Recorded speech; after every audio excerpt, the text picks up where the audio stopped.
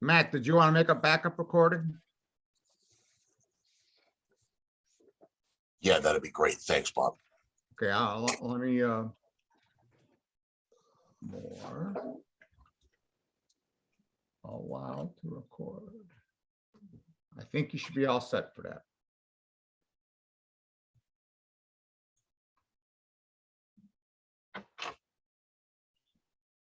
Got it.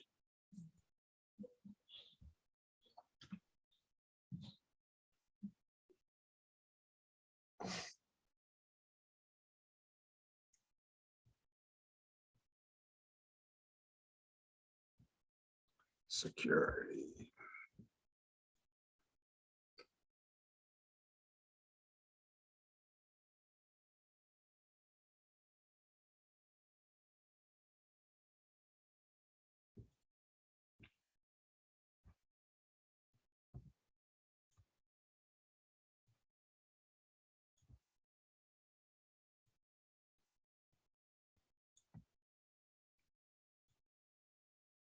Went to see John Boy Walton in To Kill a Mockingbird last night. It was great. Oh, where'd you see that? Boston Opera House. I'm sorry, the Citizens Bank Opera House. That's a pretty theater. I remember when they refurbed it. Yeah. Well, you've been here long. I have not been in it before they refurbed it, but I remember. Oh, it was a decrepit old building in downtown Boston, Huh? and most everything for Broadway in Boston was at the Colonial Theater. Oh. And then I can't remember the name of the college that bought the building that the Colonial Theater was in. Emerson. Yep. And then they were refurbing the Opera House, so then they moved it over to the Opera House. And now it's called the Emerson Colonial Theater. That was a pretty theater too. It still is a pretty theater. Yeah. Do they have Broadway in Boston shows in it again? They do that. We get a subscription every year. Yep. And we typically there's anywhere from 6 to 8 shows, and like 6 of them will be at the Opera House and 2 of them will be at the Emerson. Yep. Yeah, we did. It's been a while since we've done it, but we saw some great shows down there. Well, this was a great show last night. I bet it was with John Boy. Yep. Richard Thomas. Mhm.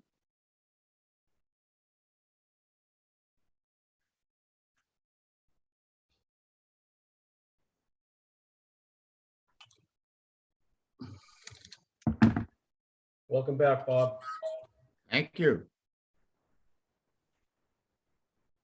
Matt, I did the, I don't expect you to respond, Matt, because I know it's hard for you to talk, but I thought it was the Hunting Hill kiosk that had been vandalized. It's a small town forest that had been vandalized. So I got to reprint the map. I got to come in and reprint the map on the 11 by 17 and then have it re-laminated, because of course, now since I had the other kiosk, the "You Are Here" sticker is in the wrong place, so. I got you. No problem. Never easy, is it, Bob? No.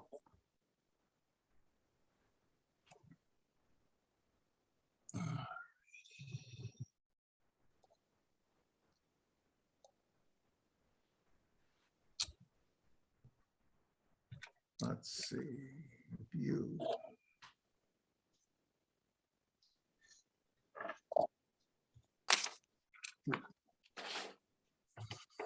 Go to gallery view.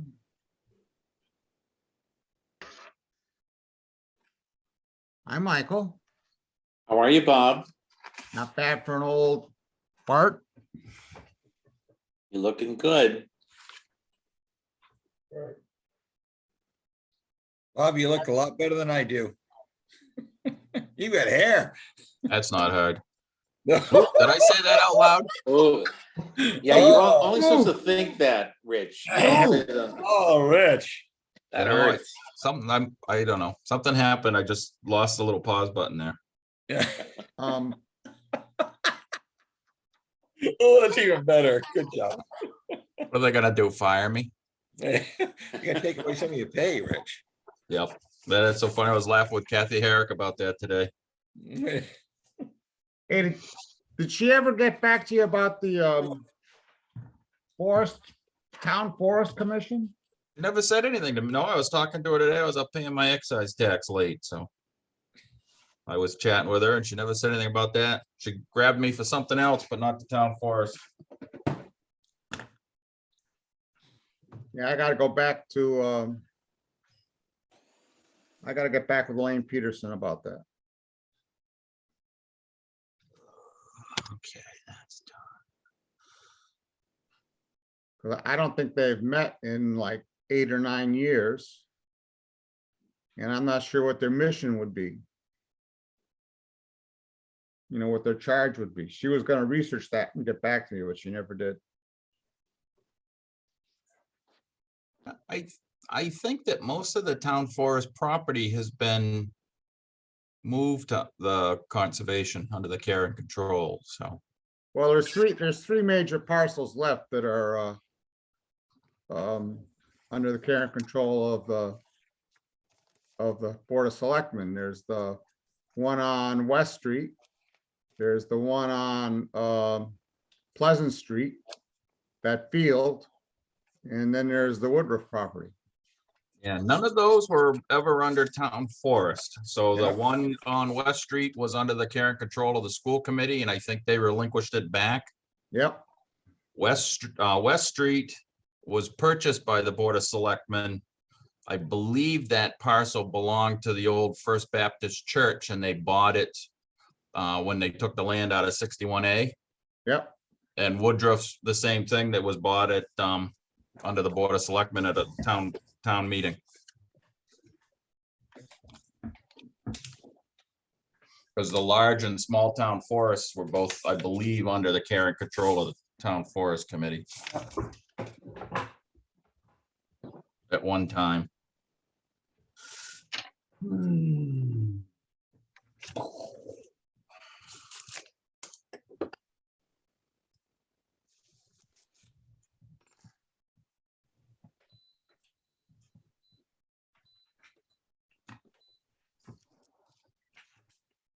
I'm gonna start reading the script. Already that time? Yes, it is. My God, Matt, this is really small type. In accordance with the requirements of the open meeting law, please be advised that this meeting is being audio video recorded. The agenda lists all topics which may be discussed at the meeting and those reasonably anticipated by the chair. Votes may be taken as a result of those discussions. Not all items listed may in fact be discussed, and other items not listed may also be brought up for discussion to the extent permitted by the open meeting law. Please address all comments to the chair. This meeting of the Conservation Commission is being held by Zoom at the link provided on this notice.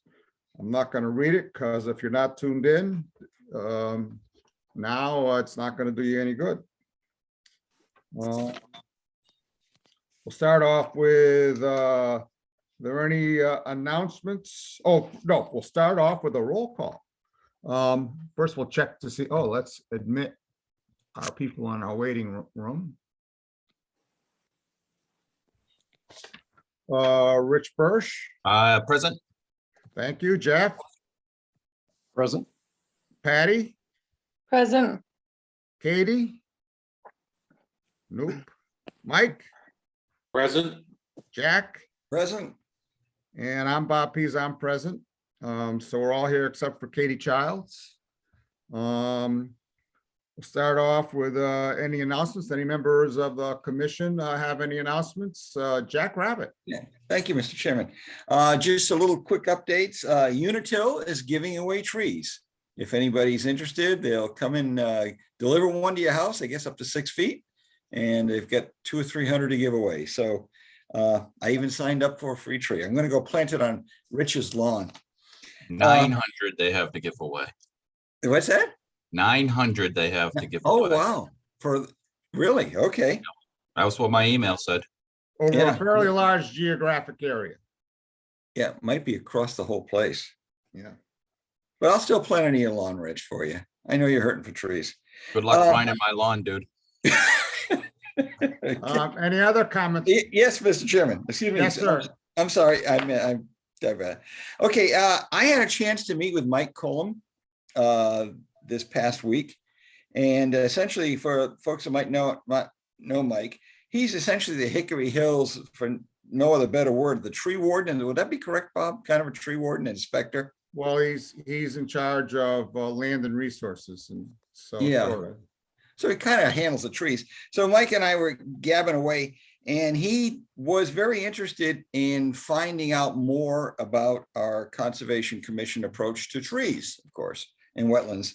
And I've put a quick note into just a map, but Mr. Chairman, with your permission, I would like to meet with Mike as well and see how we might be able to build up a better relationship. It's a great relationship no matter what, but the more we can influence places like that and make information available, I think where it's to the win. So if with your permission, I would try and keep meeting with Mike.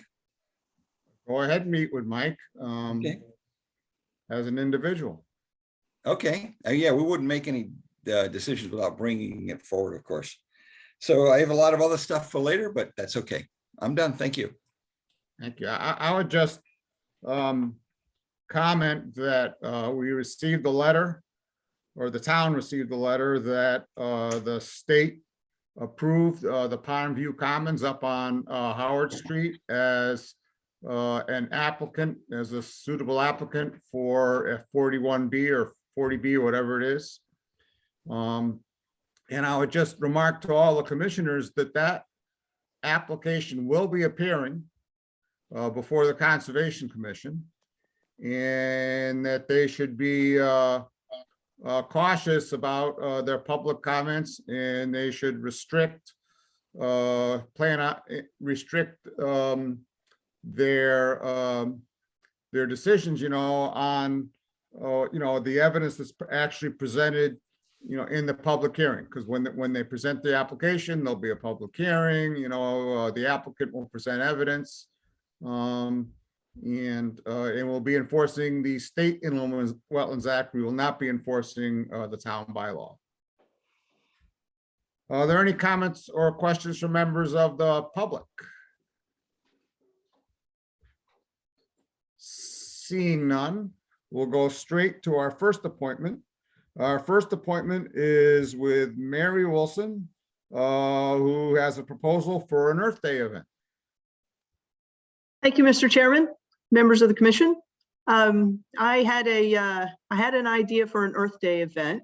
I walk a lot out in the forest and enjoy all of our beautiful trails, but there is some maintenance that could be done, and there's also a bit of trash that's accumulated along the way.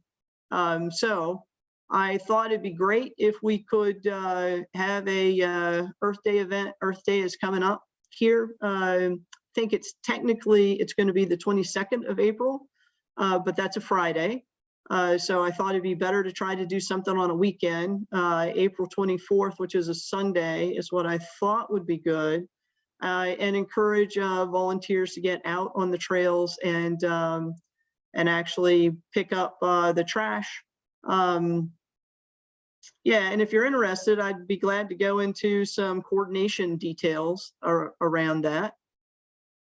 Seeing how this is our last meeting, or no, there'll be one more meeting before then, because I'll be my last meeting. I'll be on vacation, but why don't you go into the details so the commission can figure out, if this is something they can endorse, Okay. and how they can help. May I share my screen? Go right ahead. Went ahead and dropped just a proposal onto some slides so that it's easy to read along, and let's get to them. All righty, yeah.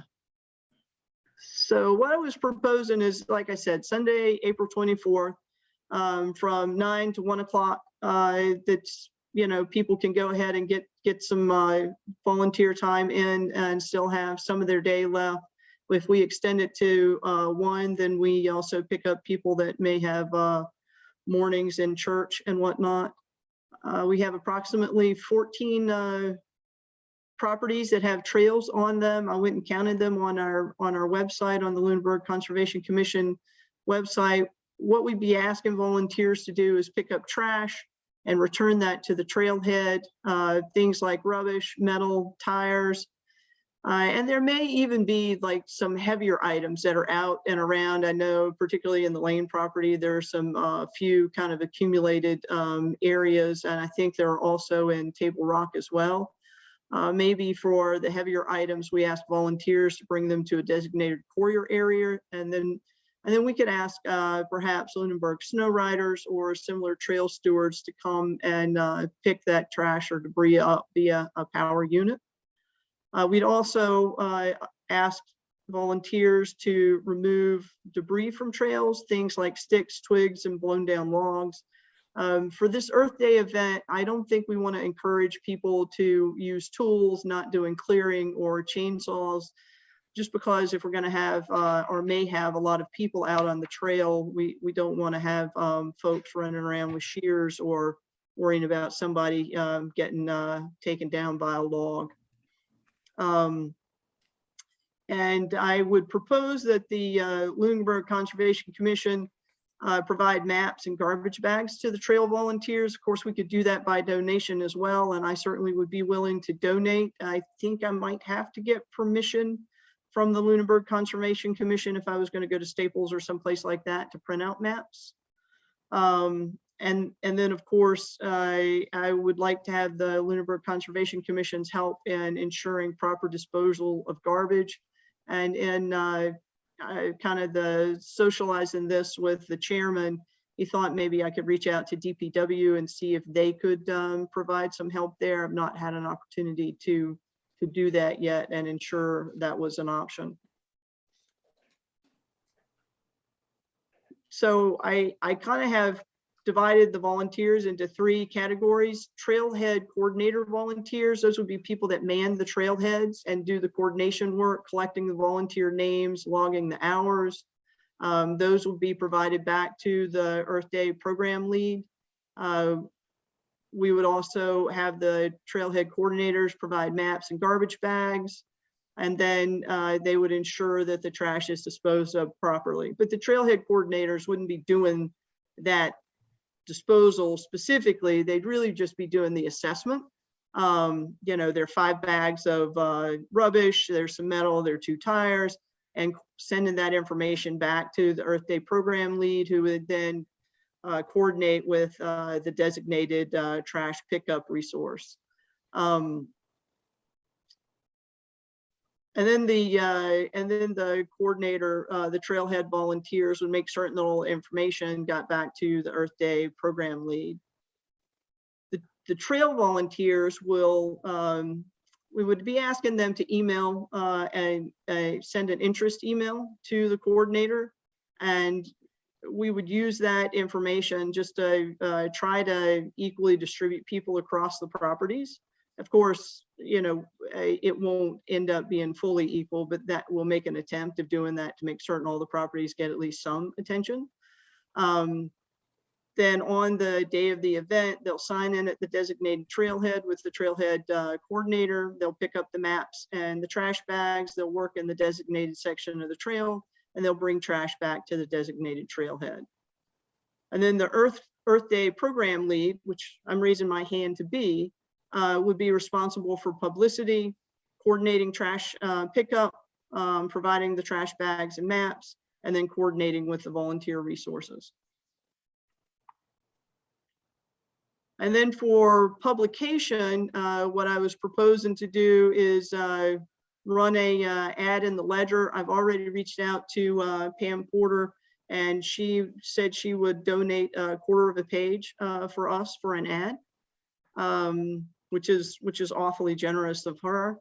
And then I would propose to socialize it on Lunenburg Facebook pages, and basically just outline, as I've already related to you. So I won't read it to you. I know you can read it yourselves. I do have a question though. If we were to do something like this, well, first off, let me see if you're still interested and you think this is a decent idea. So I'll open up for comments from commissioners.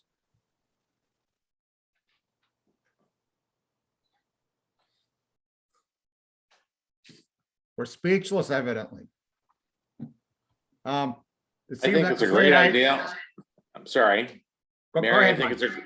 I think it's a great idea. Any activity that allows people to get together and clean up trails is a wonderful thing. And using Earth Day as a reason to do it is probably a nice way of doing it. And Like a good excuse. it certainly is. And it gets people out there. Let's hope that Sunday is a nice, sunny, bright day, which will encourage people to get out there. And so I applaud you, Mary, for taking this on. And you have my support. And I think it's a great idea. What about t-shirts? T-shirts would be great, but I think we've got a short runway this year. Maybe next year, I might approach you earlier and we can coordinate some sponsorship or something for that. Sounds like a plan. I second what Mike said. I think it's a very ambitious gesture. I appreciate the thought and process that you put into it. Thank you. Any other comment? Mr. Chairman? Yeah. Do we have a list of people who volunteered for last year's? They might be, we might want to flag them directly or something. I don't know that we ever have done anything for Earth Day ever, Jack. Yeah, I thought we did a few years ago with DPW. And I know we've done on Earth Day with, there have been some fairs and things like that at baseball parks and things. I think the Recreation Department may have done that pre-COVID. I don't think the Conservation Commission, in the time I've been on it, has ever done anything for Earth Day. No. I could be wrong, and I'm sure I'll be corrected if I am. I would just say, Mary, that we have an existing purchase order at Mackey's. And we could probably, that's funded through the Timber Rights Fund, and the purpose of the Timber Rights Fund is for the improvement of conservation land. So I'm very confident we could fund the purchase of some trash bags. Excellent. I'd also say that, I've been soliciting volunteers for over a year, to work on the trails, grant. And I had like 2 or 3 articles in the Lunenburg Ledger, and I think that, and I've had a great response, but not an overwhelming response. Well, and it'll be the last weekend of school break too, right? So a lot of families will be away. I'm aware of that. as I well. would just say that I think the idea that you're going to be able to cover all the properties is probably a little ambitious, and you may want to take, based on the on how you take and you solicit volunteers, you may want to limit it to a few properties. That's a great idea. Because basically I try to do decentralized volunteering for the trails grant, and I really appreciate the volunteers I've got, but I've worked hard to get them, so, with the exception of the Lunenburg Snow Riders. So, any other comments? Mike, were you raising your hand, or were you? No, I was just poking at my screen. All right, that's allowed.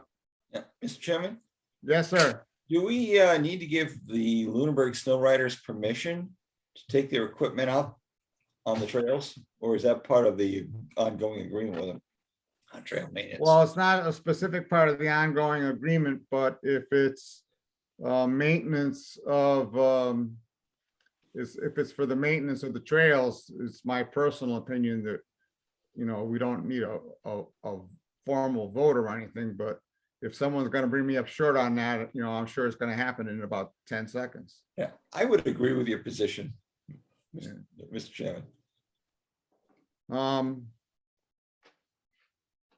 So I do have a question though, before we kind of wrap this up. So if I'm asking for people to send in email interest, so should I point them to the Lunenburg online, or, I mean, it's easy enough to set up a Google email, and in fact, I was able to find one that's unique, LCC Earth Day 2022, that I could point people to for the purposes of this. I don't know if you have a preference or. I love that idea.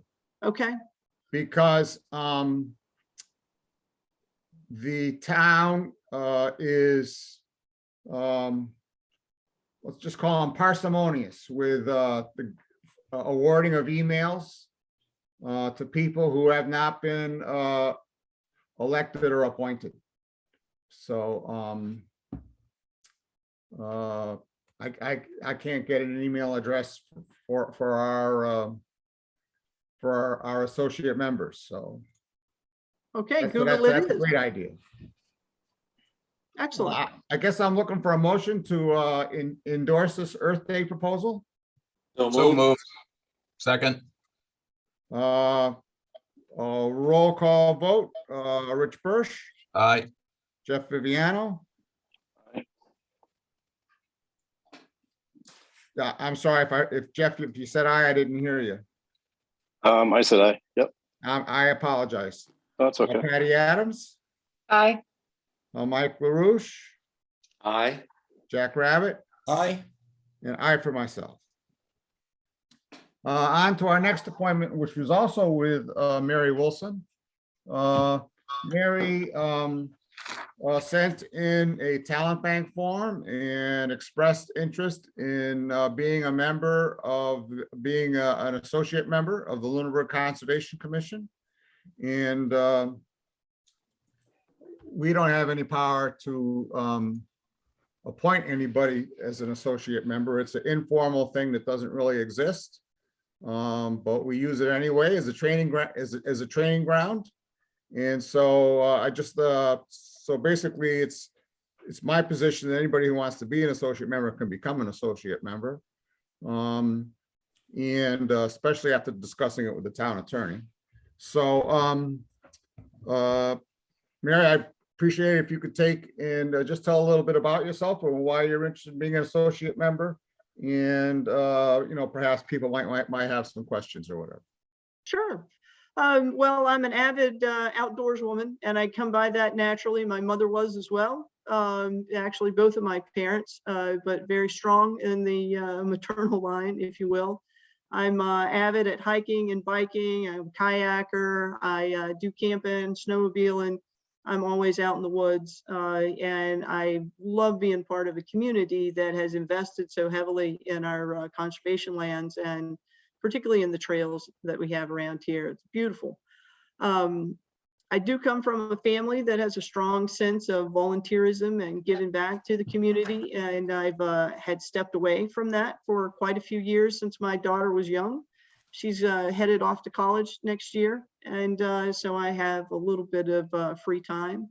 And I also believe that my professional experience, I've been 20 plus years in the computer electronics industry. I have a Bachelor of Electrical Engineering degree. My specialization today is really where the engineering meets the regulations and international regulations. So what I leverage from that is being able to interpret regulations and apply them in a practical, real world type of situation. Anyway, that's kind of some quirky background things. I was a volunteer forest firefighter when I was in college. And then I'm also a veteran of the United States Coast Guard. Did not know that. Learn something new every day, Mr. Chairman. Yes, I do. Anything else, Mary? No, I think that covers most of it. I would just comment that, Mary is a bundle of energy and organization. I went to the Lunenburg Snow Riders and said, could you help me build the kiosks this year? My original ask was for 4 kiosks. I said, but if you could stretch it, maybe we could do 6. Mary organized, Mary and Mel, but mostly Mary, organized two work nights in which they built 6 kiosks. Volunteers down at Ken Chenis's garage. In 2 nights, they built 6 kiosks. And then in one day, they installed 6 kiosks. Especially the installation, that was 100% Mary. And it's just amazing. We were able to install 6 kiosks in one day. And long before that, I spoke a little while ago about seeking volunteers, to help with the trail grant, mapping trails, putting tags, putting the trail markers out. And Mary has done more for that, twice as much of that than any other volunteer in Lunenburg. So she's a bundle of energy. Are there any comments or questions from other members of the commission? Very impressive work. Thank you. Yeah, Mary. On to then our first public hearing. Pursuant to Mass General Law, Chapter 131, Section 40, as amended in Lunenburg Wetlands Protection Bylaw and Regulations as listed in Chapter 239, the Conservation Commission will hold a public hearing for a requested determination by J. Elowitz for the replacement of a dock at 76 Oak Ridge Street. We have someone here for that application. Please raise your hand. Yeah, I see a Jay Elowitz. Yep, I'm Let here. me see if I can't find your application on let's see, 76 Oak Ridge. There it is. I see a drawing. Let's see, this is in a picture. All right, let me see if I can't share the screen. And we'll put this over here.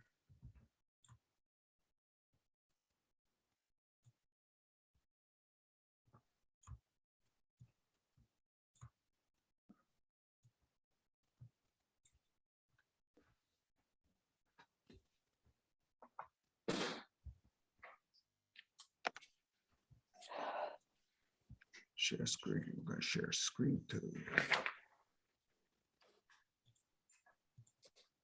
Where's the insurance thing? Let's see this. This is on Lake Shirley. Can people see the screen? I think I'm sharing. Yep. Yes. So we have this diagram that shows where it is on Lake Shirley, and then we have a picture. And so why don't you tell us about what you're trying to do here, Mr. Elowitz?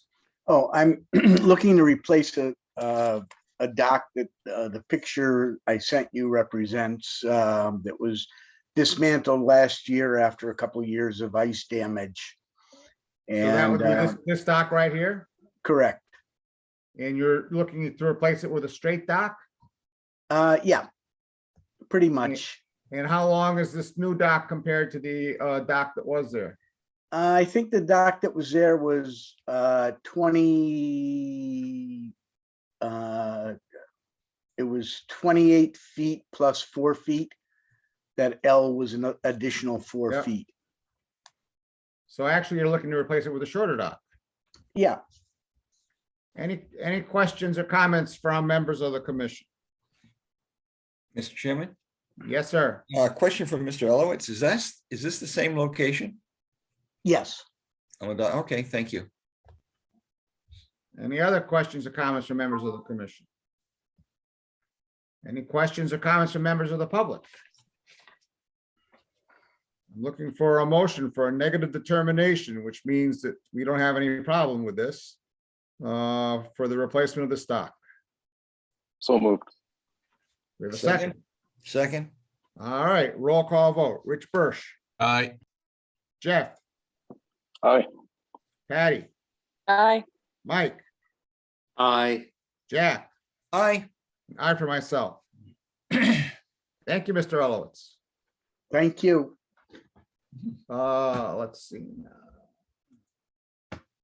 Pursuant to Mass General Law, Chapter 131, Section 40, and Lunenburg Wetland Protection Bylaws and Regulations is listed in Chapter 239.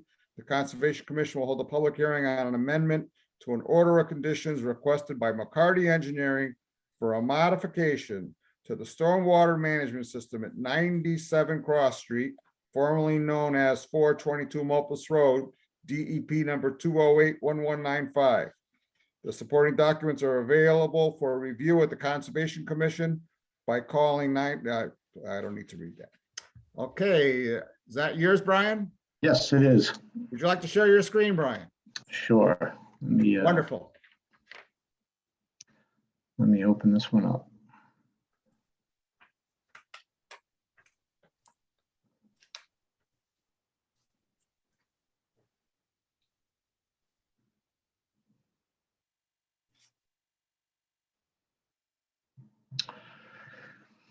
So if you can see here, or again, my name is Brian Marchetti, McCarty Engineering, here tonight on behalf of Harbor Classic Homes. This parcel, lot number 5, was part of a subdivision that was done years ago. It was an A&R plan that subdivided a lot at the corner of Cross Street and Mulpus Road. Brian, you're not sharing your screen yet. Oh, okay. Now you're sharing your screen. There you go. All right, so this lot here is one of 5 lots that were created several years ago by an A&R process. Lot number 5 is the only lot that there's work proposed within the buffer zone. So this lot number 5 here, the driveway was approved back in October of 2020 to have a crossing. There's an existing culvert you can see right here under the driveway. So right in this location here, about a month later, Lunenburg adopted the stormwater bylaw that required a higher level of stormwater treatment for any development. So this project was then brought before the planning board for the stormwater permit. And being a low point here, the only location that we were able to locate stormwater BMPs obviously would be at the low point, which is down near the crossing here. So we've added P-stone diaphragms, which are the details right here. It's a stone trench. It acts as a sediment forebay for stormwater runoff that comes off the driveway. So those are the lines you see here along the southern edge of the driveway. So this rain garden here and this rain garden here are located at the low points of the driveway.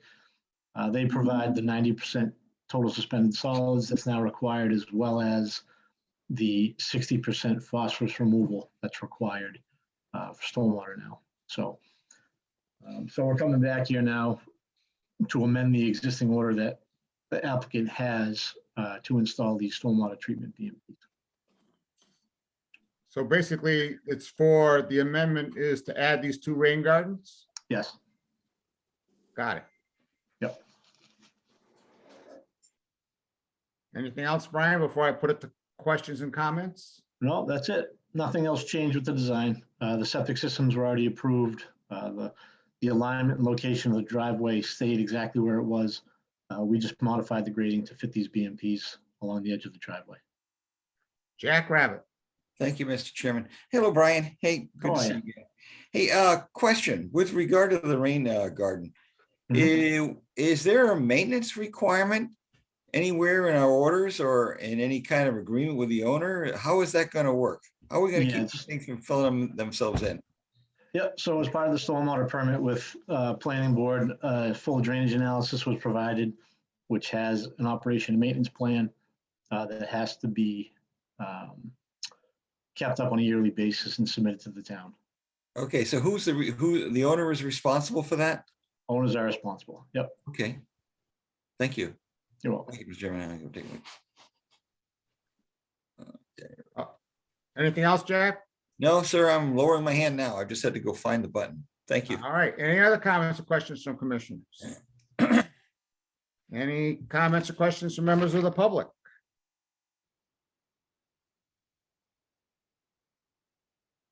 This is an amendment to an order of conditions. Based on what I've heard so far, I would looking for a motion to approve this amendment to the order of conditions to allow the addition of these two rain gardens as best So- management practices. So moved. Aha, we have a motion. Do we have a second? Second. All right, motion and second, roll call vote. Rich Birsch, Aye. Jeff, Aye. Patty, Aye. Mike, Aye. Jack, Aye. and I for myself. Great, thank you very much. Brian. On to our next public hearing. Pursuant to Mass General Law, Chapter 131, Section 40, and Lunenburg Wetland Protection Bylaw and Regulation as listed in Chapter 239, the Conservation Commission will hold a public hearing on a notice of intent by Lunenburg Recreation Department for the construction of a restroom building and septic at 100 Chestnut Street. Is there someone here to represent Chris McKenzie? Yes, All right. hello. I'm here from Dillis and Roy to represent the Parks Department on this, or Recreation Department on this application. If you'd like, I can share my screen. I have a copy of the plan ready for everyone to see. Super. That would be wonderful. Then I don't have to do it. How's that? All right. Can you have like a locus map to show us where this is? You mean of the entire site? Or just, I think everyone here knows where Marshall Park is. Whereabouts on Marshall Park is this?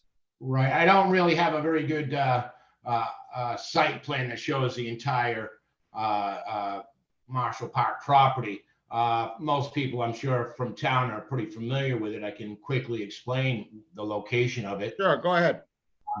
Most everyone remembers the former bathhouse that was next to the track up on the hill. This is the track here that loops around. Chestnut Street's in this direction up north near the top of the page.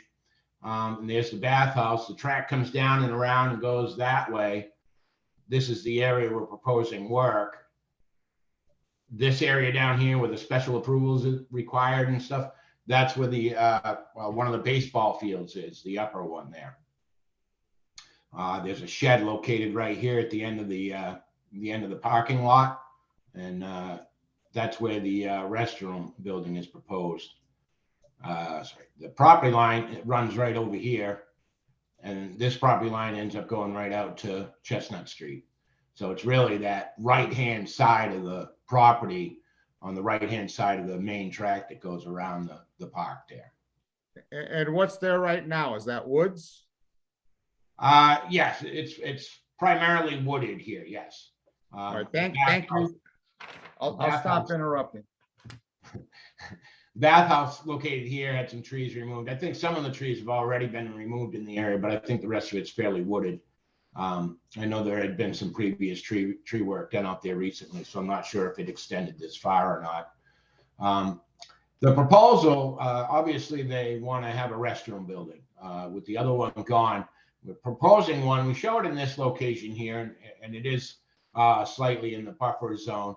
The final location of that has not been fully determined. Certainly, there's a chance they may move that around. The septic system's been designed with a pump, so that does give some flexibility in the location of the actual restroom in comparison to the leach area. But the major work that's going on in the buffer zone is the septic system area located here. What we're proposing is a Presby leach area. It allows for a 40% reduction in the footprint area of the system and helps minimize the amount of fill required.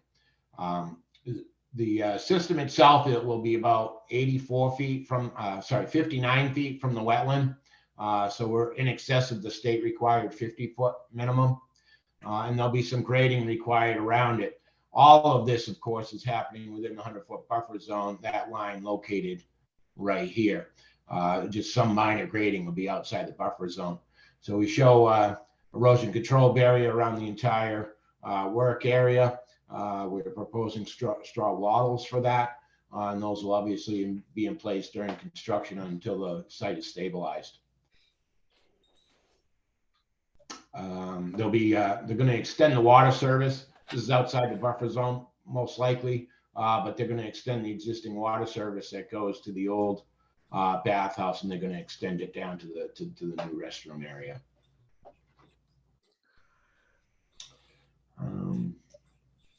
Well, covers it. Any questions in particular?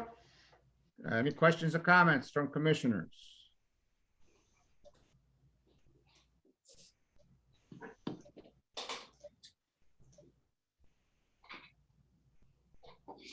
Any questions or comments? Oh, Richard Bursch. Bob, I did have one comment that we had when we were out on site. If we could just mark on the order of conditions as a special condition to help clean up the edge of the buffer, the 30-foot no disturbance zone. There is trash and some piles of debris and things like that between their edge of work and the wetland, just to help keep that a little cleaner while they're out there, if they can just clean that up. That sounds like a great amendment to, that could be part of a motion. Jeff, Vivian, Rich, was there anything else, Rich? Yeah, the only other thing, it sounded like Chris said that they were going to extend the service from the location of the old bathhouse to the new one. Was that correct, Chris? Yeah, it's not exactly clear where the service runs. It does come from Chestnut Street and goes out to the old restroom there.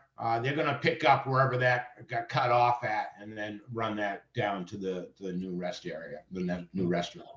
Okay, yeah, the only thing I would ask, if we can, when we get the request for the certificate of compliance, again, as a special condition, if they can update the plan with the location of the water line once it's installed.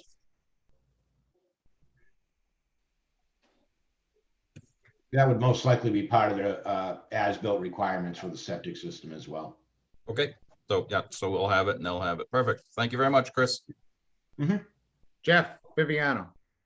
Yeah, thanks, Mr. Chairman. Has this gone before the Board of Health? I might have missed it. It has. I'm sorry. I should have said that. It has been before the Board of Health. There are a few special approvals that were required because we don't meet all the requirements. And they have approved that at their last meeting, not their last meeting, which was last night. It was the meeting before that. They did approve it. The Board of Health agent asked for a quick revision on some of the pump calculations, but other than that, they're all set with the plan. Okay, and just one other thing I noted on the site walk, that test hole to the north that you can't really see on the screen now. Mm-hmm. Yeah, that one right there. It's developed a considerable pit. It's about maybe 3 feet round and it goes down about 5 feet. So it's definitely a hazard for kids that often play up there at times. So I know that's outside your work area. If you just maybe make a note to have that filled in when you guys are up there. Yeah, certainly it probably should get filled in before any work even starts. Yeah. Certainly, something like that you could get hurt on. It's obviously required that the holes be backfilled when they're dug. But that doesn't guarantee that they don't settle down and settle in after. So. Okay. So that was just one thing I just noted on the site walk. Thanks, Mr. Chairman. You betcha. Any other comments or questions from commissioners? Any questions or comments from members of the public? I'm looking for a motion with 2 special conditions. So moved. The special conditions being that they The sink- clean up the area in the 30-foot no disturbance zone, and that they note the actual location of the water line on the final print. Do we have a second for such a motion? Second. All right, so we have a motion and a second. If there's no further discussion, roll call. Rich, Aye. Jeff, Aye. Patty, Aye. Mike, Aye. Jack, Aye. aye for myself. Thank you for sharing your screen. Thank you very much. I'll take that out of your way. And you guys Super. have a good night. All right, Thank you very much. thank you. Pursuant to Mass General Law, Chapter 131, Section 40, and Lunenburg Wetland Protection Bylaws, as listed in Chapter 239, the Conservation Commission will hold a public hearing on a requested determination by Jack Curtania for the removal of impervious materials within the buffer zone at 192 Townsend Harbor Road. It's my understanding that the applicant has requested a continuance. And so I'm looking for a motion to continue until our next meeting 2 weeks from today, which would be the 20th, I believe. So moved. Second. All right, roll call vote. Rich, Aye. Jeff, Aye. Patty, Aye. Mike, Aye. Jack, Aye. aye for myself. Pursuant to Mass General Law, Chapter 131, Section 40, and Lunenburg Wetland Protection and Bylaw and Regulations as listed in Chapter 239, the Conservation Commission will hold a public hearing on a notice of intent by David Bowles for the removal of trees at 255 Prospect Street. The supporting documents are available for, yeah, we don't need that. Is there someone here for, I see a David Bowles. I bet you that's him. Yes, hi, I'm David Bowles and I'm here with my wife Laura. All right, David. Let me see if I can find your application materials and share Right. the screen. Okay. Unless you wanted to do that. No, you can do it. All I don't know right. if I can locate it quick enough.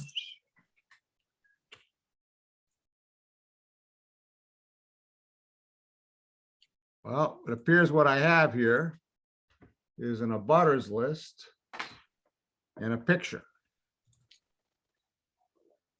I've sent everything into Matt and he approved it all.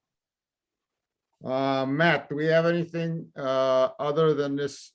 Or Mr. Bowles, are these the trees that you're looking to take down? Yeah, you guys had come over and looked at them. There's a group where there's like 5, I don't know if you call them trunks coming out of one tree. Those are all dead. And then there's one behind it that's closer to the water. That one's dead. And then there's one to the right of that. And that you guys noticed has burn damage on it. It's so, Mr. Bowles, with your permission, at this point, I think I'd like to hear from the people who took the time on a Saturday to go out and take a look at these trees personally and see what they have to say. Okay. Rich. Mr. Chair, yep, we were on site there on Saturday. So as you look at if you put the picture up quick that was on the cloud.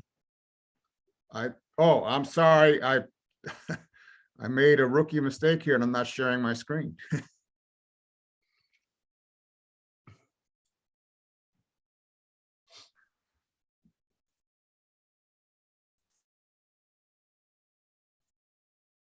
Yep. This one? Yep, perfect. So if we work from the house going left, that first maple tree, unfortunately, they had a brush fire in very close proximity to that and baked the cambium layer of the tree, and it's got a scar that goes about 2/3 of the way around the tree. So that one will probably decline rapidly and would need to be replaced. The clusters coming in from the right-hand side, there's 4 stems or so in there. Yep. And those trees are in decline or dead as they're standing there. And the tree in the back wasn't in that bad of shape. Myself, I don't know if I would be quite in favor of taking that out. The only other tree or the only other plantings were down in the corner by the waterfront. When we got there, there was a pile of 6 foot or so lilac branches and other branches that were growing out over the water. So my only concern, if we took the trees out in this area, is that something that will grow back and give some cover to the lake to provide shade and cover along the shoreline, as it's a fairly open area and there's no area in there other than these few trees to provide the shade to the lake in that area. So Thank you, I Richard. have no problem with seeing them taken out if they have to, because I know the neighbor was concerned about the large tree in his shed, but that we should have a fair amount of planting with some good sized plants put back in there that will be healthy for a long time to come and will provide cover to the lake. Anything else, Rich? Nope, not for me. I know there was others on the sidewalk, so. All right, thank you. So I'd be, if anyone else who went in the sidewalk has anything to say, I'd love to hear it. Jeff?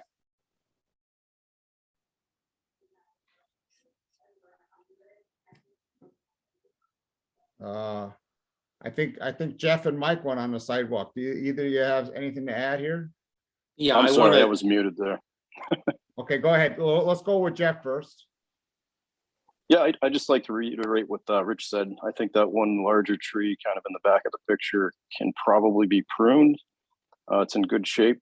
The one does have some fire damage. Rich is the pro on that. If he thinks that it's probably not going to make it, then it's probably a good time to take it down. And the bushes that were cut at the shoreline, it was fairly recent. There were still buds developing on that brush pile. It was about 6 feet high. And you could see the stumps at the shoreline where they were cut.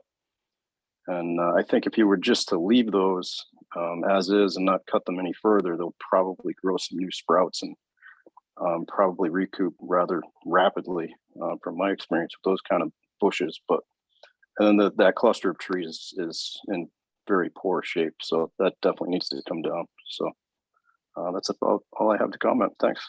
Thank you, Jeff. Mike, you have anything to add? yeah, I think that what my colleagues have said covers it. I think that one tree that is healthy should probably stay. And as Jeff just mentioned, you know, those bushes that were cut down or trimmed down will probably come back and will serve to be some growth along the lakeside. And I'm not sure how many trees are we looking to ask to get replanted here? Is there a number in mind? I would defer to I would defer to Rich on that, see what his suggestion is. Myself, given that we're taking out the large cluster and the healthy maple that got burnt, we should at least have one put back in where the healthy maple was, and perhaps 1 or 2 put back in where the cluster is or in that general area. Because we're leaving one that we can prune back, but that one will, you know, at some point decline and need to be removed. So we should have some other trees in there growing that can take its place in the future. So I would opt for probably 3 8 to 10 foot. I think those are red maples that are in there now, and they can tolerate a wet spot. And so, Mr. Bowles, how do you feel about, after listening to the comments of the people who went on the sidewalk, leaving that tree in the back and pruning it, taking down the others, and replanting 3 trees in that area, and allowing the bushes by the lake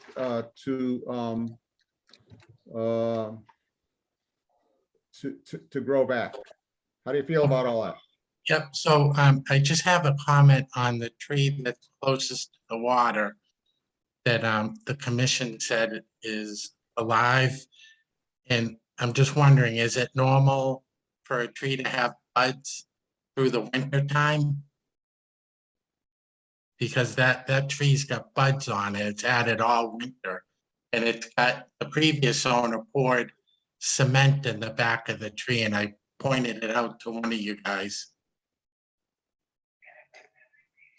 And it didn't have any leaves on it either. We moved in July, so we're trying to just clear up the property and then plant some other trees. Plus, we want to put a small shed on the property. So if the commission has any suggestions where to put the shed, that would be great. I would suggest to you that if you want to put a shed, that we continue this hearing. And that to be honest with you, I'm a little, I would have preferred that we had a diagram that showed the location of these trees and their distance from the water. And looking at the size of the lot, I have a hard time seeing where you're going to put a shed here. Okay. But if you wanted to try, we would at a minimum need a diagram, that showed where it would be located and have a drawing on the diagram, like where the 30-foot no disturb zone is, where the 50-foot no structure zone is, because we don't allow new structures within 50 feet of the water or the wetlands. And we would probably, want the diagram to show where these 3 proposed new trees would be, that would be replanted. Oh, can we do this? Can we skip the new trees in the shed for now, just so we can get these other trees cut down? And Well- then I can come back again and say, with another plan to see if that can be approved. Well, we can't skip the new trees for now. I mean, it's a quid pro quo. If you want to cut down trees, are these trees within 30 feet of the water, Rich? Yes, they are within 10 to 12 feet from the edge of the water. Holy mackerel, okay? So if you want to cut down trees within 30 feet of the water, we have a regulation that says, that there has to be replacement trees planted. So it's a quid pro quo. So if you want to cut down trees, that close to the water, we need a plan that shows, that states, that you'll be, plant what trees, you'll be replacing them with. And it sounds, based on what I've heard from the people who went on the site walk, that, at least the initial thought was 3 trees, and allowing the shrubs by the water, the existing cut shrubs to grow. So let me see what Mr. Viviano has to say before I continue rattling on here. And I just have a follow-up too. Yep, after we hear from Mr. Viviano. Okay. I was just going to suggest, Bob, there's a concrete pad that you can kind of see in the picture. It's that square. If he did want to put in a shed, if he was to remediate that area, he would have that impervious area to, I guess, replace that with a shed. That's just my opinion, obviously, but that would probably be something that could be worked out. And I think as for cutting the trees down, if there's only 2 or 3 to be planted, I think Matt could probably help him for the placement of those so he can get the trees removed. I agree with that personally. Anything else, Jeff? Nope, that was it, Bob. Thanks. All right, so then back to Mr. Bowles. Mr. Bowles, you had a follow-up comment? Yeah, so just to note, one of the previous owners actually had a shed where that pad is. And then the other problem that we have is it's a money situation. It's expensive to cut the trees down, then try to level out the land and clear out the stumps and then install new trees, plant new trees. That's why we were trying to do it a piece at a time. Plus, you've got a liability issue there because those trees, the 4 or 5 that are together, those can come down at any point. There's already a stem up in the tree that is broken off and it's sitting up in the tree. So that can cause damage to our house or the shed on the neighbor's property. And the branches are continuing to fall down. They're on the neighbor's property and we got a bunch of branches in that pile. So we have a liability issue here. Mr. Chairman? Go ahead, Jeff. Yeah, I couldn't agree more. That clump of trees is in pretty sad shape. It doesn't look like it in the picture, but it doesn't have much time left before it comes down.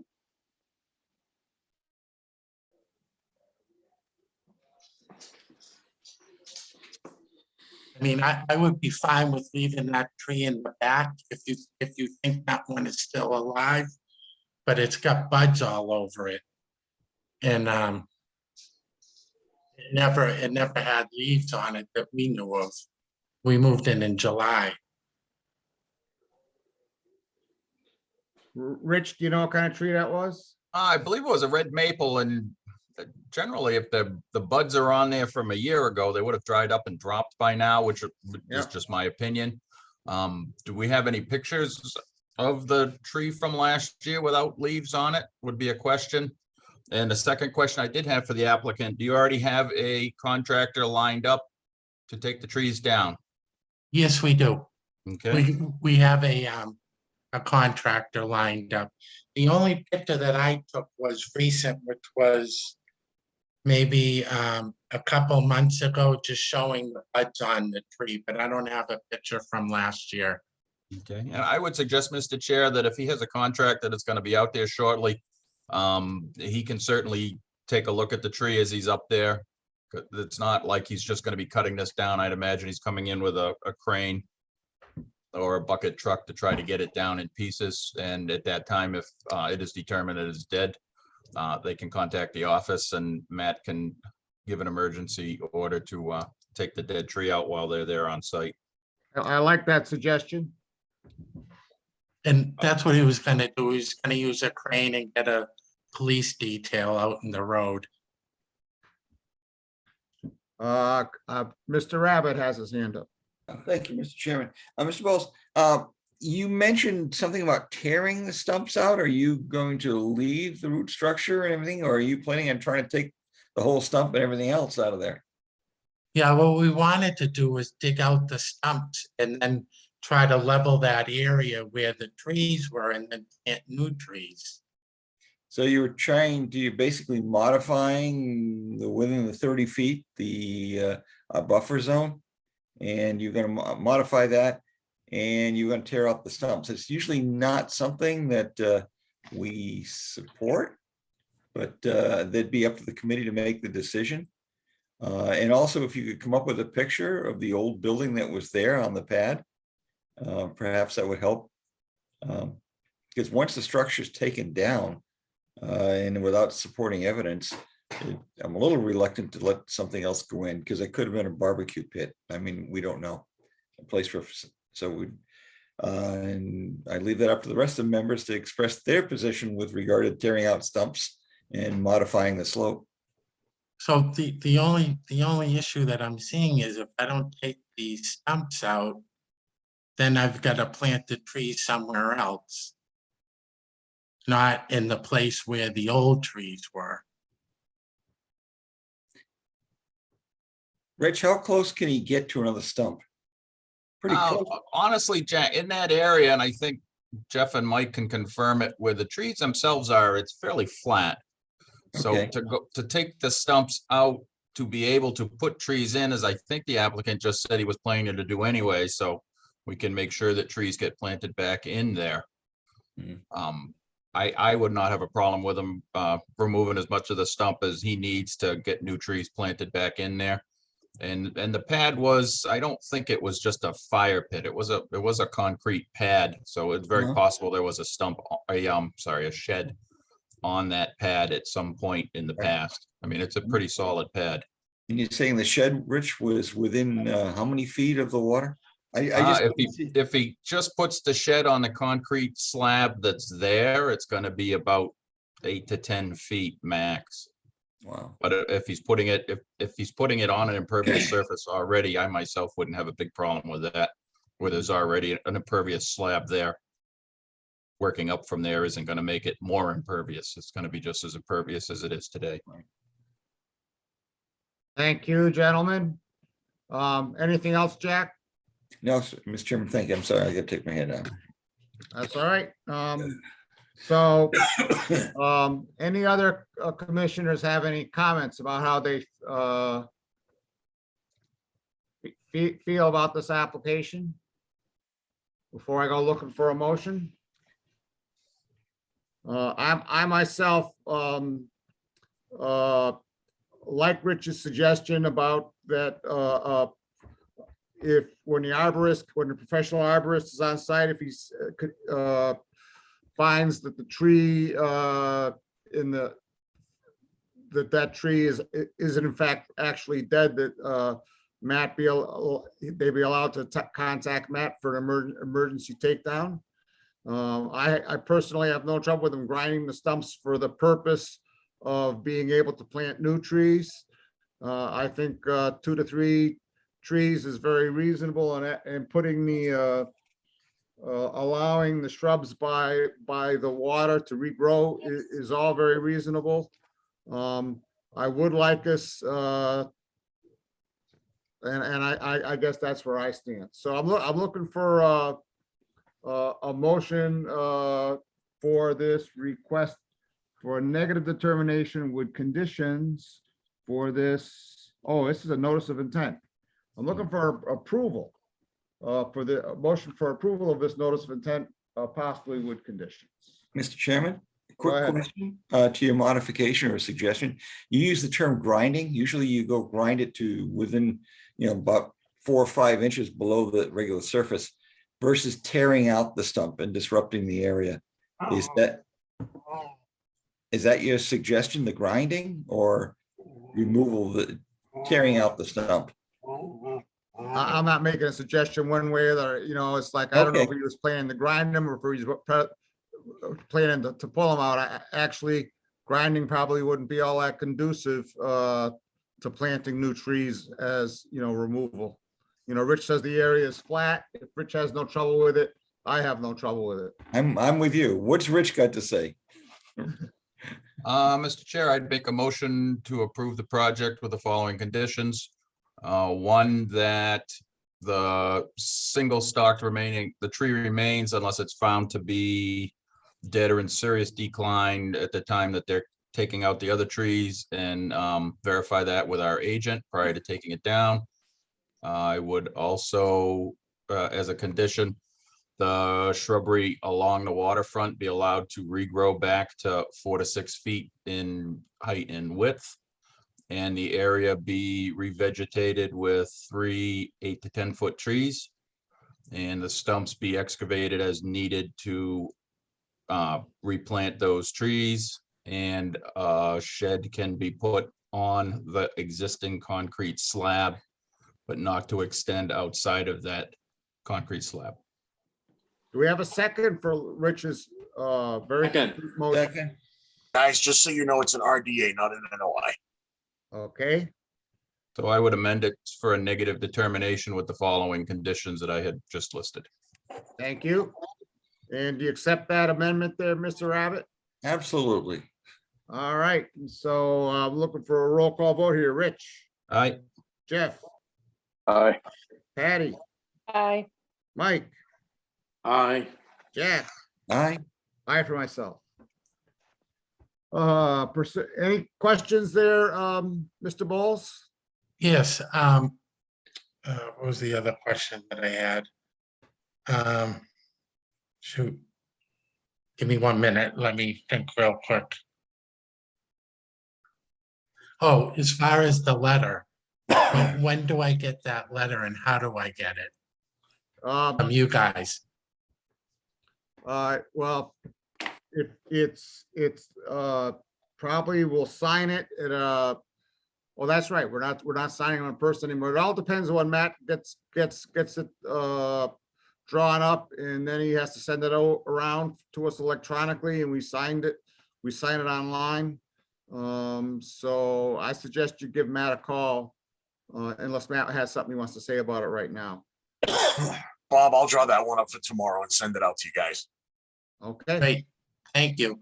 And then the only other question is, Matt, are you gonna give me your phone number so I can give it to the contractor to call you and let you know either way on that back tree? Yeah, David, I'll email it to you. Okay, thank you. I think we're good. I would agree with that. Thank you so much. Good night. Thank you. Pursuant to Mass General Law, Chapter 131, Section 40, of Lunenburg Wetland Protection and Wetlands Bylaw and Regulations as listed in Chapter 239, the Conservation Commission will hold a public hearing on a notice of intent by Lunenburg Department of Public Works for the replacement of a culvert at the corner of Arbor and Page Street. Do we have someone here for that application? I was wondering why you were still here. Sticking around. Yep, Mr. Marchetti, would you be willing to share your screen, Mr. Marchetti? sure can. All right.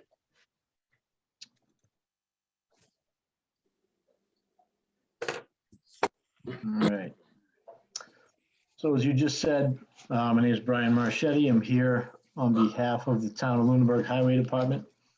A little over a year ago, I was approached by Jack Roddickman to go visit this site. There had been a good amount of settlement starting to show itself in the surface of the roadway. So they were able to get the project approved and the budget for the town. What we found by doing a survey and inspection was there's an existing 36-inch corrugated metal culvert. It's about 32 feet in length with a masonry head wall at the upstream and downstream ends of this culvert that's deteriorated. The actual corrugated metal pipe is collapsed, it's rotting, so it's settling into the stream bed and the subgrade below the roadway above it is settling with it. So, so we're proposing a culvert replacement. We looked at meeting the Massachusetts stream crossing standards. We found that in order to meet the standards, we would have to replace the culvert that's out there with either a 9-foot by 3-foot arch culvert or a 7-foot diameter round culvert embedded 2 feet into the stream bed. Two things were problematic with that issue. First of all, the size of the culvert opening was significantly bigger than the existing culvert that's out there. And what that does is to meet the openness ratio, the flow area would be many times greater than the existing culvert. And right now, the wetland system on the northern side of the roadway, or the upstream end of that culvert, is about a 50-acre wetland. There's a lot of standing water in it. So any increase in the openness ratio or the open size of the culvert would allow a lot more water to flow through it. The two issues with that is, one, it would potentially dewater the wetland system upstream, which would, in effect, shrink the size of the wetland on the upstream side of it. The other issue with this is there's floodplain on both the upstream side and the downstream side of this culvert. Downstream is floodplain almost 2 miles from this culvert down to Lake Shirley. So any increase in flow would just exacerbate the flooding issues downstream of this culvert. So as allowed by the Wetland Protection Act and the stream crossing standards, a replacement culvert is allowed to meet the standards to the maximum extent practical if the replacement will result in a detriment to the resource areas both upstream and downstream. So what we're proposing to do here is replace this culvert with a 48-inch RCP culvert. We embed that 20 inches into the stream bed. The bottom of the pipe would be filled with the natural substrate that's out there. And by doing that, we're maintaining the square footage of the flow area. to mimic existing conditions, both upstream and downstream. So doing that will maintain the resource areas and the hydrologic conditions that affect the resource areas, both upstream and downstream of the culvert. The other issue with meeting the stream crossing standards with the larger culvert is we only have about 1.5 feet of grade between the top of the existing culvert and the existing pavement surface out there. So increasing the culvert in any way, shape, and form would just reduce the size of the pavement section and the gravel subbase that's over it. Reducing that section and putting all that stress on the pipe is just asking for structural problems in the new culvert, and as well as the condition of the roadway. This was discussed with DPW in order to safely pass fire apparatus and larger trucks along this Page Street. We really need to maintain that 18-inch pavement section. So for all these reasons, we all decided, both with DPW Director Rob Oliver, with our wetland consultant Marion DePinto, and as you saw with DEP, that the approach we've taken here kind of meets everybody's demands, both the town for replacing the culvert, as well as showing our willingness with the alternatives to try to meet the stream crossing standards, but showing that we really couldn't meet them safely. And DEP had no comments with it, and they accepted the design as it is. So that's basically the long and short of it. If there's any detailed questions you'd like to discuss, I'd be happy to try to answer them for you. Jack Rabbit. Thank you, Mr. Chairman. Thank you, Brian. Hey, Brian, just two thoughts, if I could. Yep. I used to live pretty close to that. It's called White Rabbit Swamp, actually, that whole wetland area. I'm kind of feeling close to that. But in either case, I had two questions specific to, coming up with a smaller culvert that may not necessarily handle the unusual rain events. Why wouldn't we think about some sort of impoundment with an overflow on the downstream side, on the other side of the road, keeping the culvert open as much as you possibly can for everything that needs to go through it, and allowing that water level to be maintained via that impoundment on the other side with an overflow that would, when you had the rain event or whatever, would in fact accommodate the better flow, and you wouldn't have anything being blocked. So why wouldn't we consider that? Or maybe you didn't, maybe you can share that with me. The other part was the concern that in the construction process, how are you going to maintain that water level in the rest of that 50 acres of White Rabbit Swamp? And what's the strategy on that? So typically, whoever does bid this project and win the project will have to provide detail about how they anticipate managing the water levels that are out there during construction. But typically with a project like this, they use a bypass pump. So they'll dig a trench across the roadway, they'll bury a line, and they'll just maintain a pump. The other way they do it is, for something like this, it's a 32-foot culvert length. It's relatively shallow. It likely is going to, be a very short duration project. They'll get everything prepped and ready, leave the existing culvert in place. And then they'll only have to dam up either side of it for a short duration while they put the new culvert in, and then reestablish flow through it. Okay, some sort of coffer. Yeah, cofferdam, something like that. That'll control the flow. I'm sure with something like this, they typically only, for the contractor's sake and the town's sake, they'd want to perform it during a dry, the driest times in summer. This culvert does see water year round, so we're not expecting this to dry up at any point in time. Right. But that could certainly be one of your conditions for the installation of this. Okay, so could the impoundment work? Well, cofferdam wise, or not cofferdam, but the approach we took, which is the approach I think that meets the standards of Wetland Protection Act, is this is not a detention basin. So we're not trying to change the hydraulic capacity or the storage upstream or downstream. As I said, this floodplain located on both sides of this road. So we can't legally propose to make it worse if we put some sort of outlet structure upstream to try to control it and stage flows. Or downstream to hold that water level on the But other if you're holding the side. water level back, you're impounding it upstream and you're going to impact the flood Okay. zone upstream. So for a project like this, the goal is not to try to, create a bigger pond upstream because, like I said, it's a 50-acre wetland. You're familiar with it. This impacts a lot of abutters' backyards. on Oh, their I properties. totally agree. But I understand that if you were to put that impoundment at the same level as it currently is at the front end, you would probably have no real significant impact because except now if you have a major rain event, you can actually pump a lot more water through that larger pipe, right? You could, And but what then if you're pumping a lot more water through that pipe, you're Yeah. now increasing the flood level downstream. So it's floodplain on Well, right both now it's sides going of over this. the street sometimes or right up Well, the street.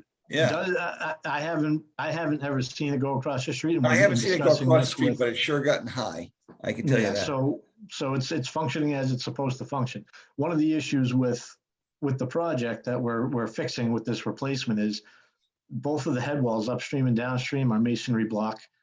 They're not solid, so anytime you have water flowing in and around the inlet and outlet of the pipe that swirls, it causes erosion, and those head walls are collapsing. So the project proposes reinforced concrete, so there's going to be a solid head wall both upstream and downstream now, which structurally is going to be a lot stronger, and it's going to maintain the stability in the bank in the roadway. Okay. So, Yeah. so the goal here is to maintain the hydraulic condition. We're not allowed by the regulations to exacerbate or increase the flood levels downstream or upstream. Okay. Yeah. I have no more questions, Mr. Chairman. Thank you, Mike. Thank you, Jack. Any other comments or questions? Richard? Brian, maybe I didn't hear you say the flows currently and the flows post-production will be approximately the same. Yes. Yep. So Okay. we've designed it so that we try to maintain the openness ratio.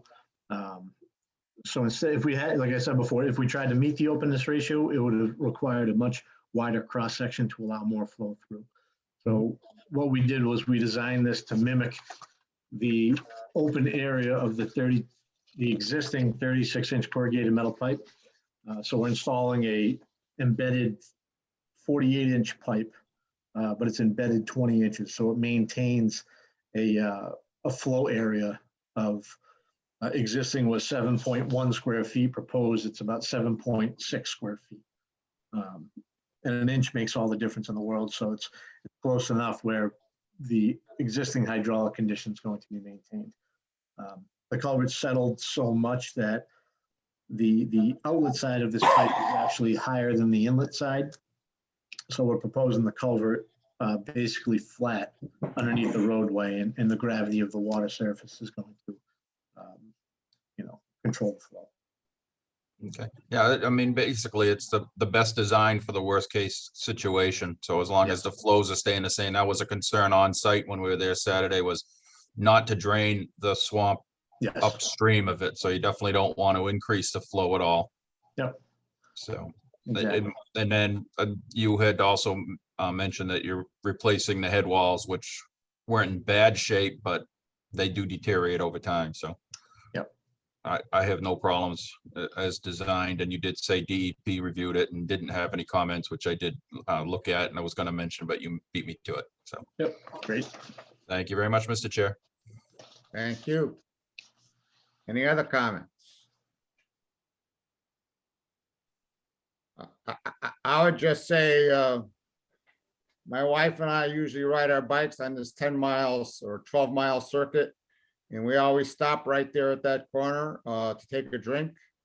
And I usually end up staring at the wetlands while I'm waiting. And that can get pretty low in the summer. So you may have not the opportunity to do it during a time when there's not a lot of flow. And for a lot of years, there was a lot of beaver activity there. And the DPW was always coming down and removing beaver dams, and they had like a beaver you know, like a beaver grate there. Beaver deceiver. It wasn't a beaver deceiver, because a beaver deceiver is that thing where it's got the pipe and the pipe is buried in the other side. It was just a beaver grate to keep them away, Really? so. But at any rate, are there any comments or questions from members of the public? So I have no trouble with it. It's the way it's designed. I thought Brian did a marvelous job of explaining how, you know, what the rules are and how they arrived at the decision they did to do what they're proposing. Any comments or questions from members of the public? This is a notice of intent. I'm looking for a motion to approve. So moved. So moved. Second. All right, we've got multiple motions and seconds. Roll call, Rich, Aye. Jeff, Aye. Patty, Aye. Mike, Aye. Jack, Aye. aye for myself. Thank you, Brian. All right, thank you very much. Please stop sharing your screen. Oh, yeah. Thank you. It's been a while since I've had to do Zoom calls again. Everyone's going back to public in person. We'll be meetings. back when I'm dragged kicking and screaming and it's not legal anymore. Trust me, I love it. It's so much better in the comfort of my home. Let's see, pursuant to Mass General Law, a continued public hearing. I think, yes, that's where we are. Pursuant to Mass General Law, Chapter 131, Section 40, Lunenburg Wetland Protection Bylaws and Regulations, as listed in Chapter 239, the Conservation Commission will hold a public hearing on a notice of intent by Bill Emke for work at 445 Townsend Harbor Road for the replacement of railroad tie steps and a timber retaining wall within the buffer zone. We've had this on our docket since last November. I believe it was. Might have been more recently than that. We were waiting. There's been two wrinkles. One, we were waiting for a DEP number, which has arrived. And two, Mr. Emke proposed the addition of a pergola. And so let's take a look at his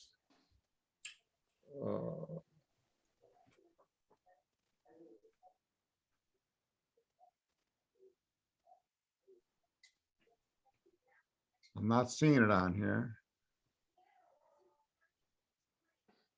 Anybody see this on in the cloud? See it. Bob, I didn't transfer it because I thought all you were doing was approving it because all you were waiting for was a DP number. I'll transfer it from another meeting. Hold on. Okay, oh, I can go back to another meeting, just call up his latest thing.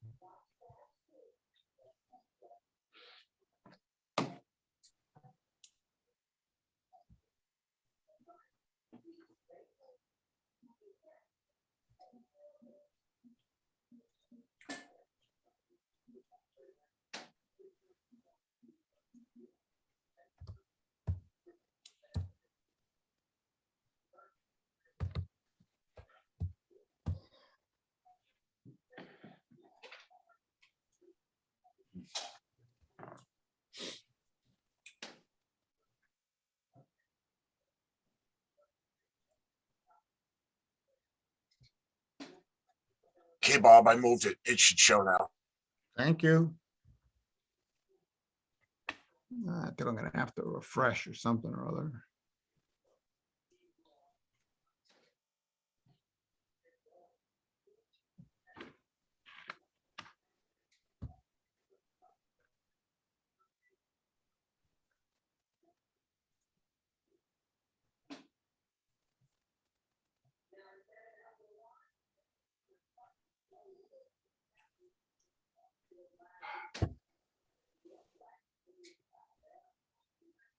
I'm sorry, but it's not showing up in mine.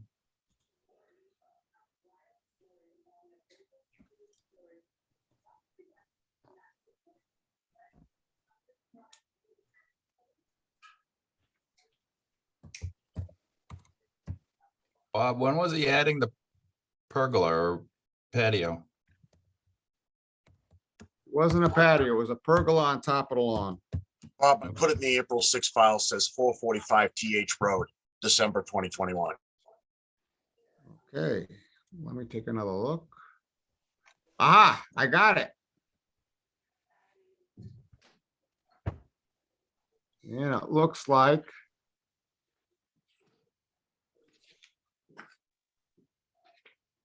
he sent a new diagram like about a month ago.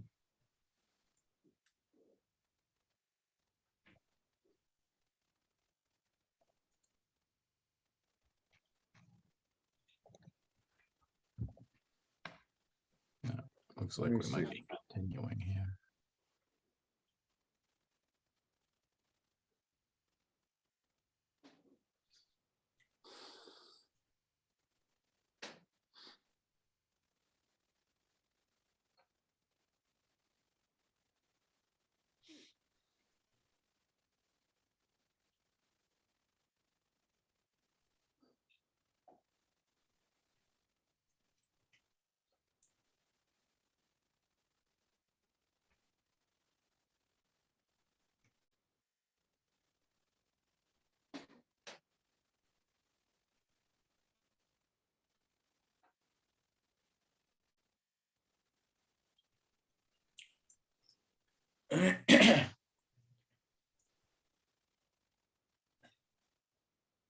Matt, it came in on March 22nd, 2022.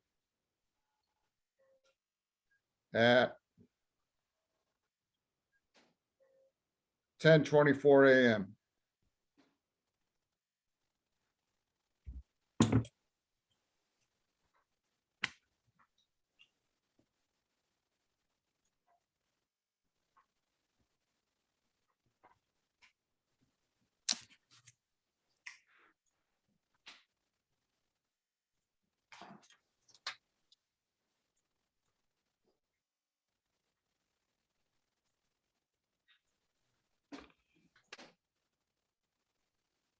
I hate these pregnant pauses.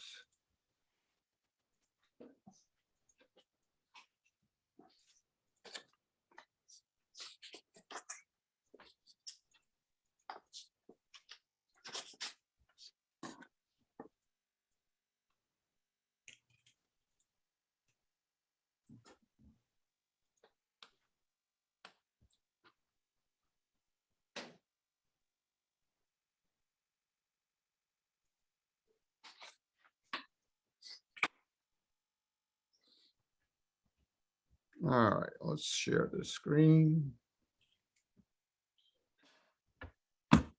Found it.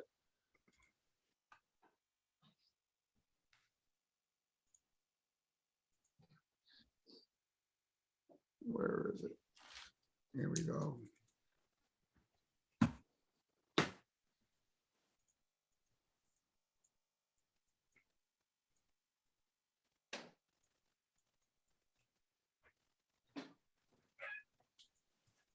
That's the current.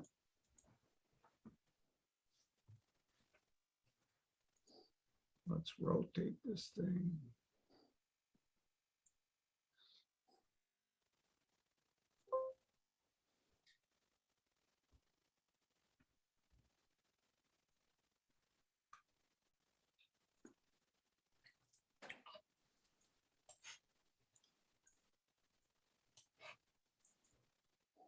Or not.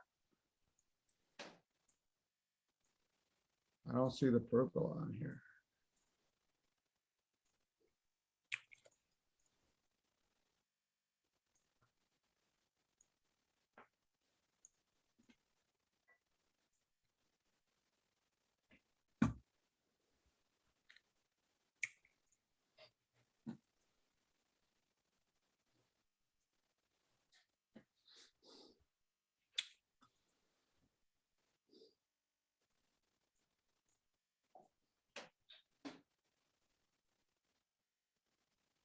He was proposing to put a pergola up on this grass area. Where it would just be, he wasn't proposing to do anything except for it'd be an open frame structure. And the edge of it would be 28 feet from the water, the two closest posts to the water.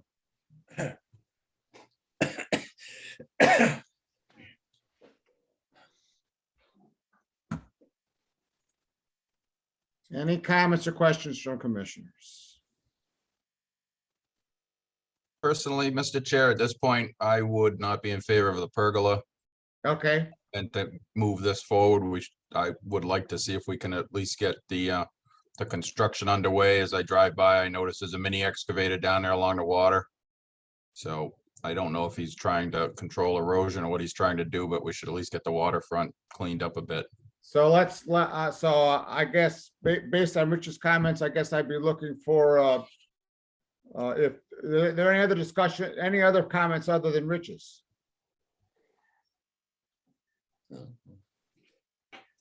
Any comments from members of the public? I'm looking for a motion about the last complete application, which is the one we have in front of us that doesn't have any mention of a pergola. Second. I'm sorry, go ahead. I second. Who made the motion? I so moved yours, Bob. Thank you. And we have a motion and a second. Are there any further discussion? Roll call, Rich, Aye. Jeff, Aye. Patty, Aye. Mike, Aye. Jack, Aye. aye for myself. All right. End of public hearings. Discussion of properties on the tax lien sale list. I received a letter today from Heather Lemieux. Let's stop sharing this screen and share something else.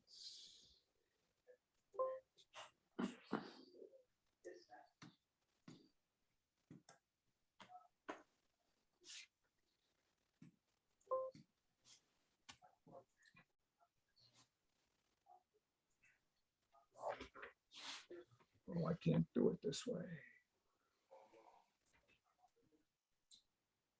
Well, I have to admit somebody.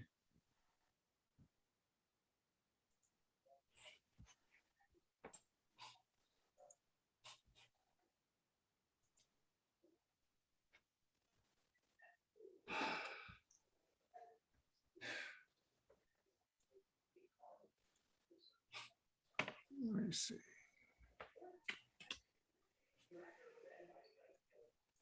The town has completed, I'll read you the letter I got from the town manager today.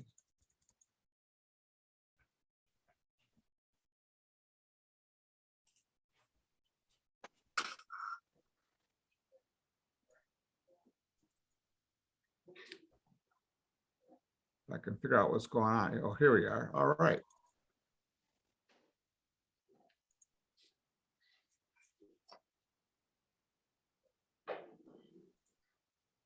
Come on. It's like I've lost my connection to the email server or something.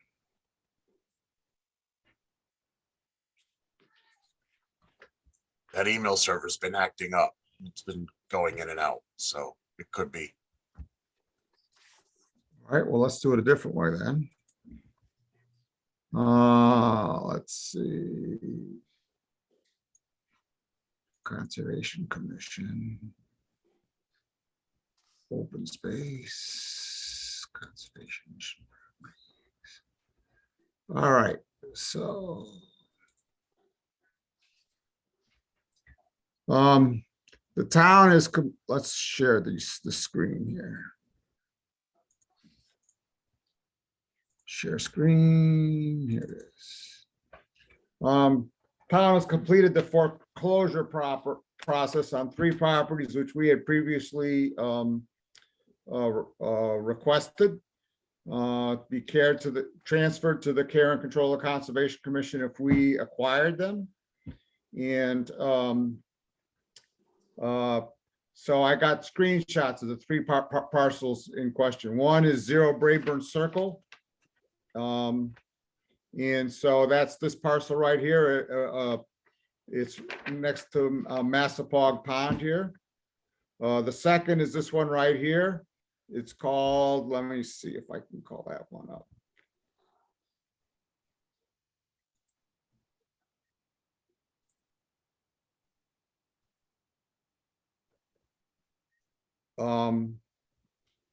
Can you see the new Massapog Pond one, or you're still looking at the same shot as before? Looking at the Brayburn Circle. Okay, so then let me stop that share and we'll get a new share.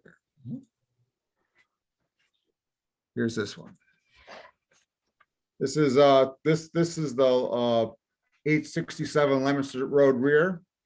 And then the last one is, let's call that up. 408. Let's share that screen. New share. This parcel right here, this is 408 Lancaster Ave rear. It's abuts the Woodruff Conservation, which is under the care and control of the Board of Selectmen. It's not that far from this parcel down here, which is under the care and control where my cursor is moving around. That's under the care and control of the Conservation Commission. And so once upon a time, we asked for these three parcels for the selectmen to take and transfer these three parcels if they were acquired through the foreclosure process to the care and control of the Conservation Commission. And Heather wants to know, is that still the case? Or is there anything we need to do and, so they can take and put it on the warrant for some future town meeting? Any comments from any commissioners on this matter? Bob? Yes, sir. The first two slides, was there parking access or road Nope. access? No, we'd be owning a piece of swamp that you can't get to from anywhere. Right. Yeah. This Woodruff looks interesting because it's got access to on Leominster Road. Well, they're not asking us about Woodruff. They're asking us about the yellow parcel. Oh, the yellow one. Oh, okay. Yellow parcel. Woodruff, it's always been my part. There's three major parcels that are under the care and control of the Board of Selectmen. That in my personal opinion, should be under the care and control of the Conservation Commission. There's the Woodruff parcel here. There's the parcel on Pleasant Street. In my opinion, that should be either under the care and control of the Conservation or under the care and control of the Ag Commission. And then there's the parcel on West Street. But given the whole politics of the situation, it's always been my thought that if these things are going to be transferred to the care and control of the Conservation Commission, that recommendation should come from the Open Space Committee. And right now, the Open Space Committee is considering a recommendation from the residents in the south end of town, from the Wayland District, to transfer the Pleasant Street and the West Street parcel to care and control of conservation. They're not considering Woodruff at this time because no one proposed it.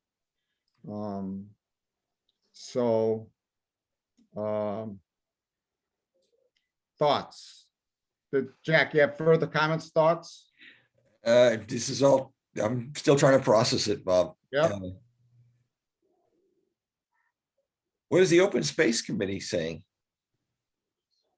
Well, the Open Space Committee, my posture was always that if and when the Woodruff was transferred to the care and control of the Conservation, that this parcel should be Sure. Transfer to the care and control of conservation.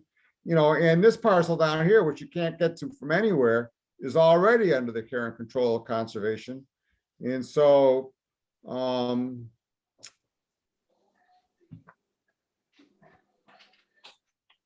once upon a time, we asked for those 3 parcels. And so did we change our mind?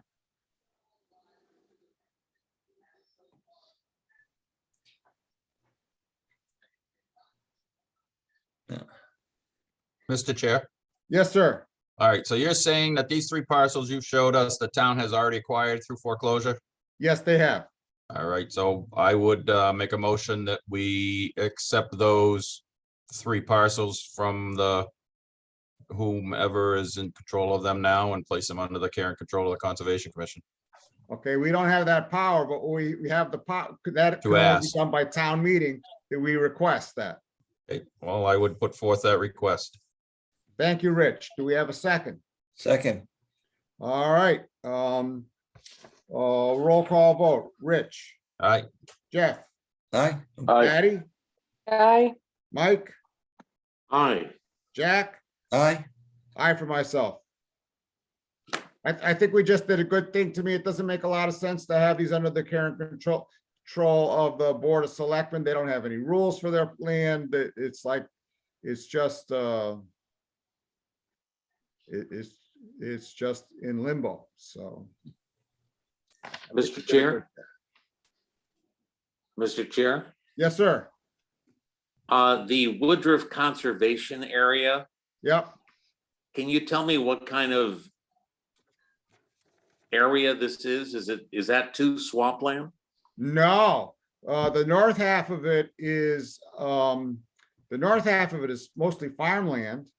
The southern half of it, the Catacoonamug Brook runs through it, and it's forest. That's where that dump is. Right about here is where that dump was, you know, that they're gonna remediate, right? You know, that we just passed a little while ago. Okay. Yeah. We took and look at, let me see if I can call it up on an aerial photograph.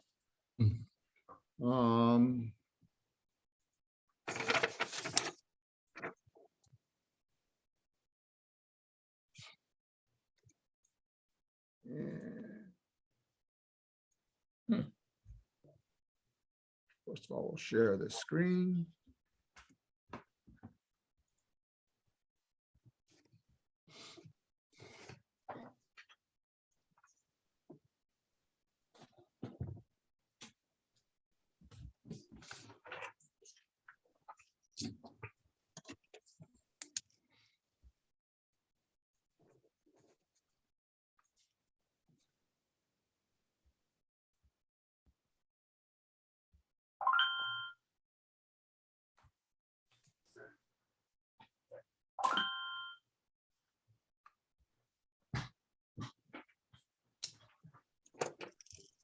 Here we go.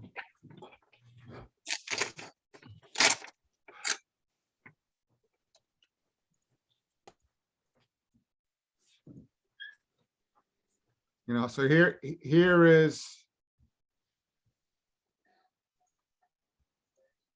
here's the Woodruff parcel.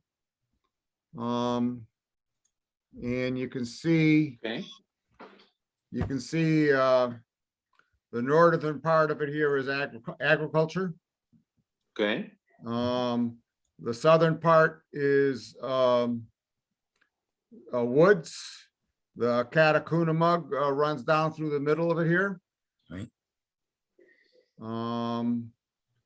And I'm not quite sure. Let's call in the wetlands.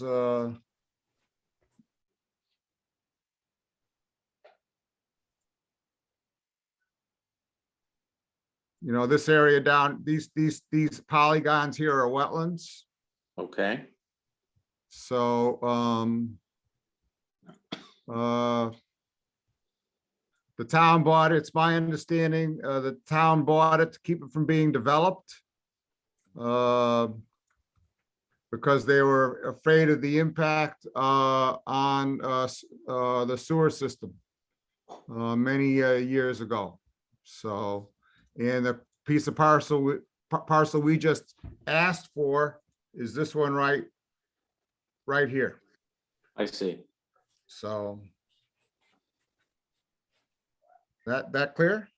It's very clear. Thank you. You're welcome.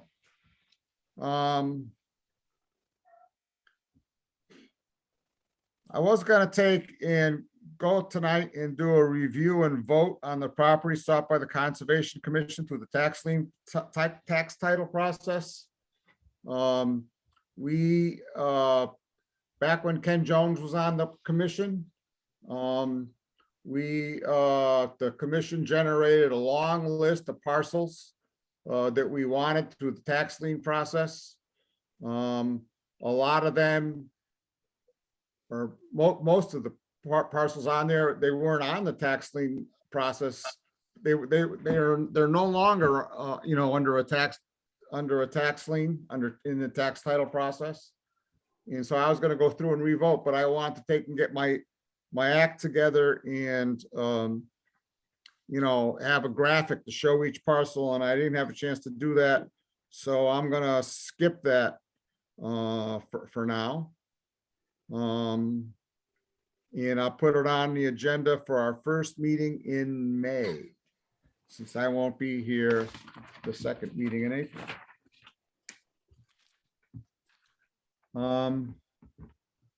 Open space representative, Jack Rabbit indicated interest in representing the open space committee. Oh, Rich Birch, I'm sorry, Rich, I didn't see your hand up. Bob, you still get Just your forgot to screen take up? it down. Sorry, Bob. That's all right. Bob, you still have your screen up? Do I? Yeah. I'll stop sharing. Thank you. Yeah. Thank you, Jack. No, thank you.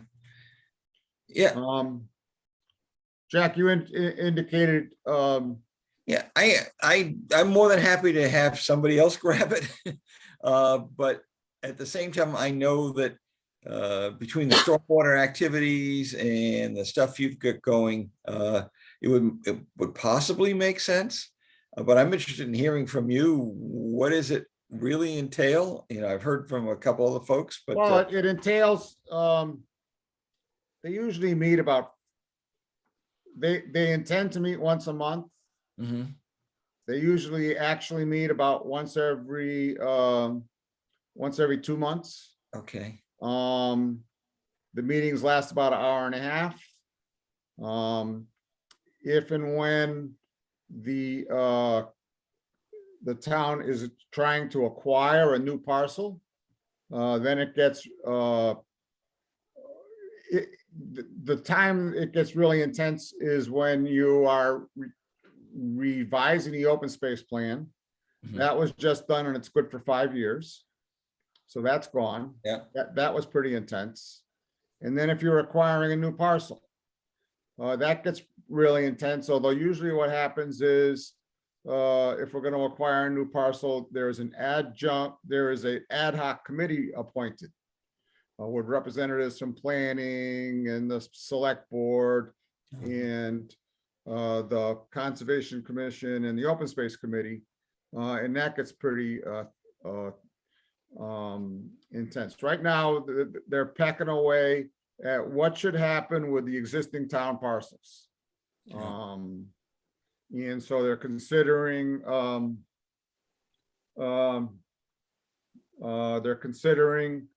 as I said, the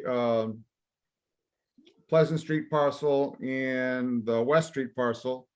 And also they're trying to figure out how we can take and acquire clear title to the parcel by Stump Cove. Because if the town can acquire clear title to that parcel, then the state would gladly come in and fund or it appears the state would gladly come in and fund the development of a small parking area and a rooftop, kayak canoe launch there. So to give the public meaningful access, kayak and canoe access to Lake Shirley. It's my understanding that Brendan is stepping down. or stepping up. Brandon Brandon, is on the committee. He is no longer chair. And Paul is also stepping back or Paula out. is stepping down because she is the planning board member, and she, as you probably know, is now a town employee. Right. And she has been telling people that she plans to step back from public service. You know, after this term as president of the lake, and she's not running for re-election for planning. Yeah, she told me she wants to slow down. So yeah, and so my thing, Jack, was, and the reason I said I wanted to go out to lunch.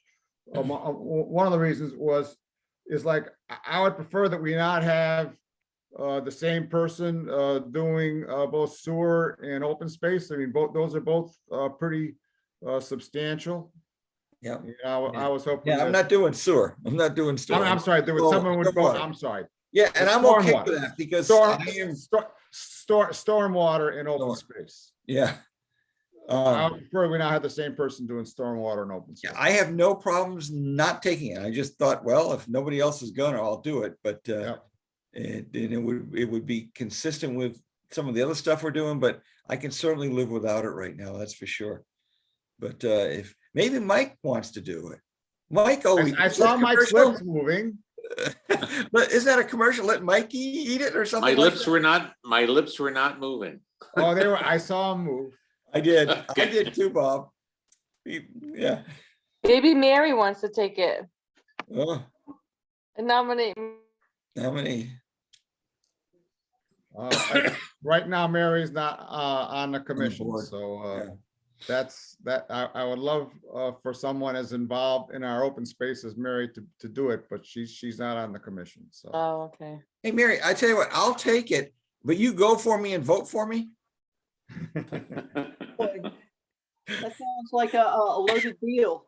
Yeah. Yeah, it is a little. Anywhere you want. Yeah. And as soon as we ask Jeff to do it, he's gonna fly out of here. I know that.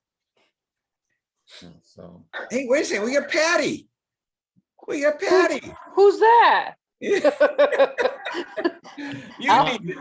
Mike, I bought a condo down in Florida. I'll be going down to Florida a lot. Oh, gosh. Mike, would you be willing to consider it? I guess. I mean, I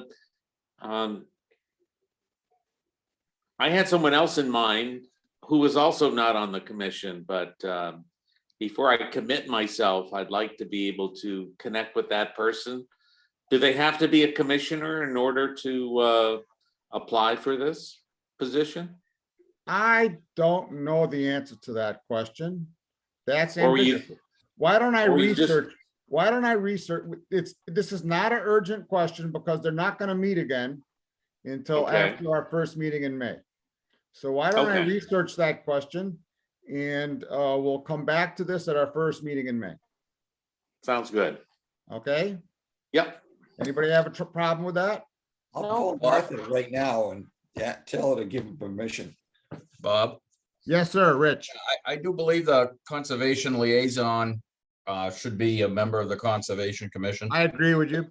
Because I do believe they have members at large for They positions. do have members at large. And is it still an ad hoc committee under the planning board? It's an ad hoc committee under the planning board with absolutely no real power, except that the Bright Farms people gave them 10 grand. Other than that, they have, they're actually appointed by the planning board. They're a creature of the planning board. They have no power to do anything except make recommendations and submit the open space plan. Thank you. Old business, update on encroachment issues at 192 in Townsend Harbor. We've got a RDA for that. We got a letter from one of these other four people. I've heard through the grapevine that we're gonna get a letter from another one of these 4 people, and we haven't heard from the other ones. And if we don't hear from them within the 60-day windows, they'll be getting a second letter from the town attorney that's a little more pointed and assertive than the first letter, mentioning the possibility of litigation, etc.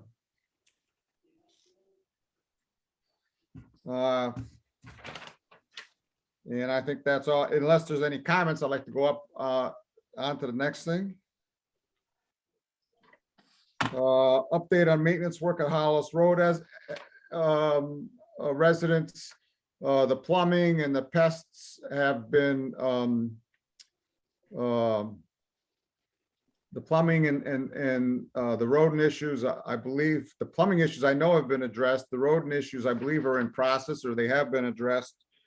I met with Adam and Matt about, how we can get a specifications written so we could go out to bid. I approached Mike LaRouche about, would he be willing to try to help us with this? And he said we maybe, but he'd like to see, an example of, some bids, specs, for other, from other such projects. And I wrote to our assistant town manager about that and never received a response. So at this point, I would say we're going to wait until we have a new director of public works. It's my understanding one's been appointed, that they'll start in a couple weeks. And we'll put this on their doorstep when they arrive in May, and hopefully, we can get something going during the summer vacation. This has been going on a long time. Enforcement. Matthew, do we have anybody here for enforcement in the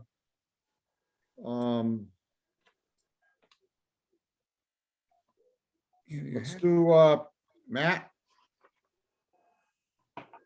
I see that we have the submergians here. It looks Yeah, I like know we have the Submergians and the McGurns here. so let's do submergians and then let's do McGurns. Hi, folks. I'm Amy Submergin, representing the Submergins. And my brother Dayton is here and my sister-in-law Nanette is here.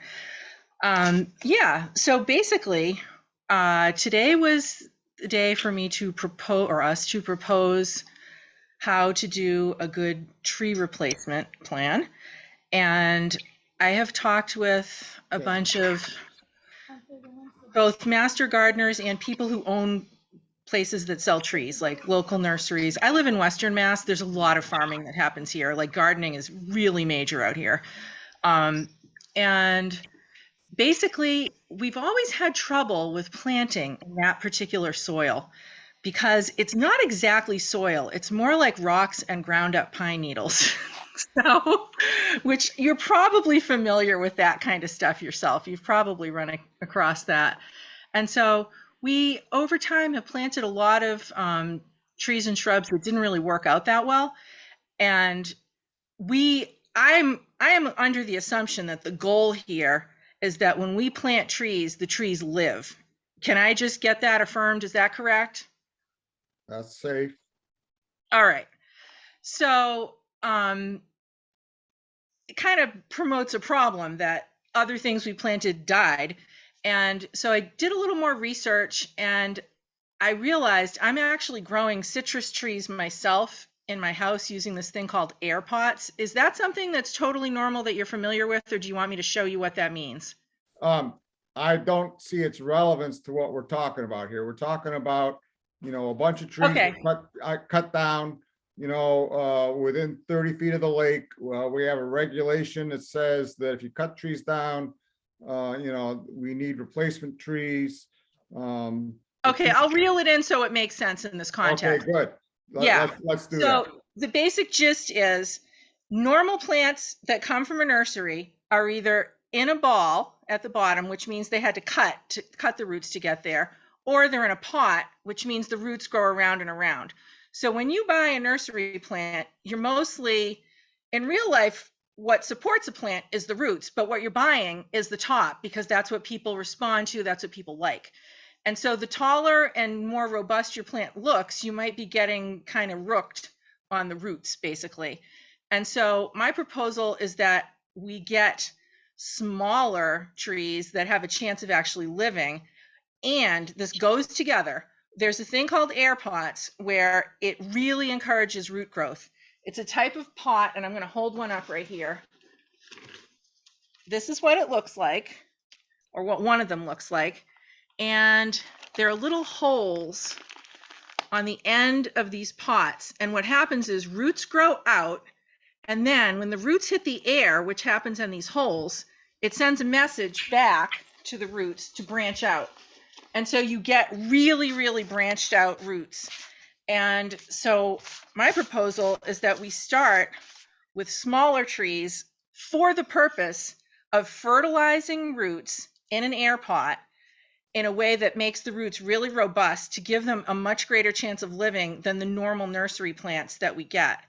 And I would also add that I read in the rules for, being around a water area that we're not supposed to use a lot of types of fertilizer. And so I would like to take advantage of plants not being planted immediately to fertilize them and really grow those roots. And then the fertilizer will be absorbed in the roots and will not be a danger to the lake because I don't want to do that. And that's part of what I'm proposing, because I remember reading that the plants were supposed to be, I'm going to say 10 feet tall. And I just personally thought they wouldn't live, and I would like them to live. I understand you may have a different opinion, and we're here to, talk about that. And the other aspect is that, well, there are a few more aspects. Some of the trees that have grown really well in the past, Nanette and Dayton have Scotch pines on their yard.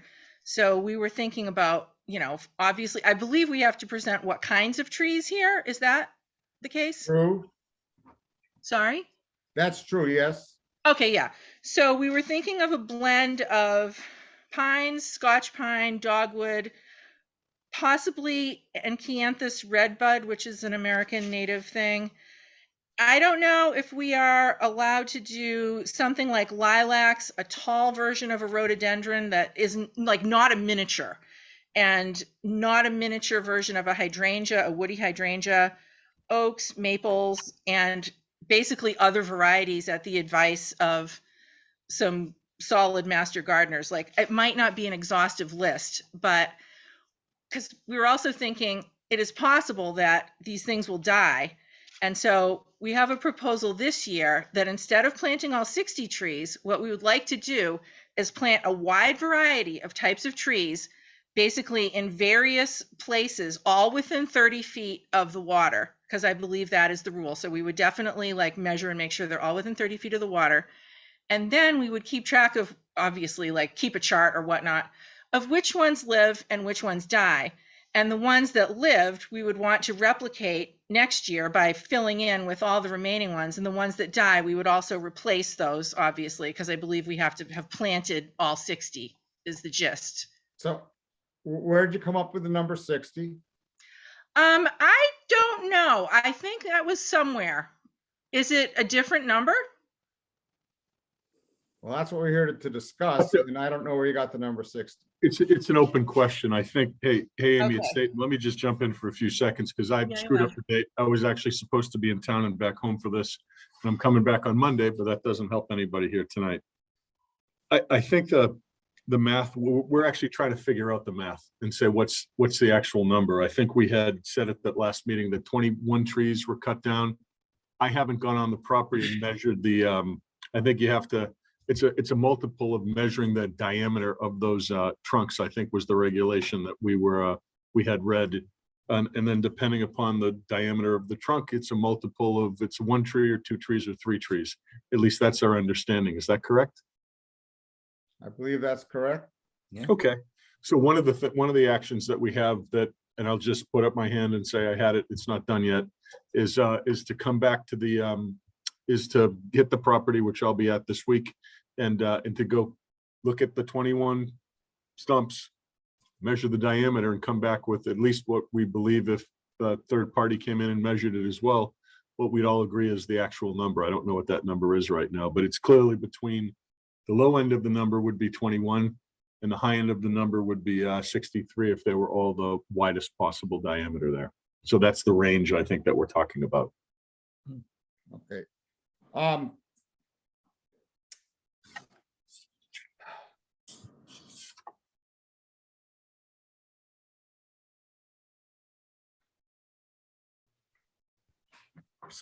Speaking for myself.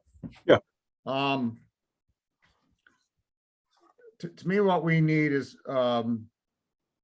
we need like a diagram that shows, in my opinion, Yeah. just speaking for myself, you know, I have no authority other than just speaking for myself, is that it would be great if we could have a diagram that shows where the trees were that were cut down and where you plan to plant trees, and you know, and how many. And I know we may have a, speaking just for myself, I know we may have a formula that says you have to plant 60 trees.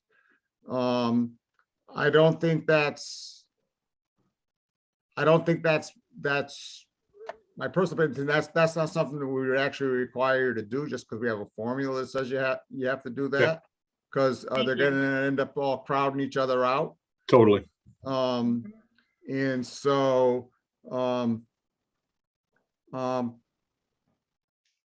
I have to tell you, I'm a little frustrated. We asked for this a long time ago, and we haven't got it. And, you know, so I would love it if you would take and have a dialogue with our conservation agent, our conservation administrator, Matt Morrow, and you know, produce such a diagram. Okay. But before we do that, but that's just my opinion. So now what I'd like to do is go around and ask the other members of the commission, you know, how they feel about, you know, what should happen here and how this should go, because it doesn't seem like you really have a plan tonight. No. No, you don't. Okay. And so I'd like to hear from everybody else, you know, who cares to comment, you know, how they'd like to see this go.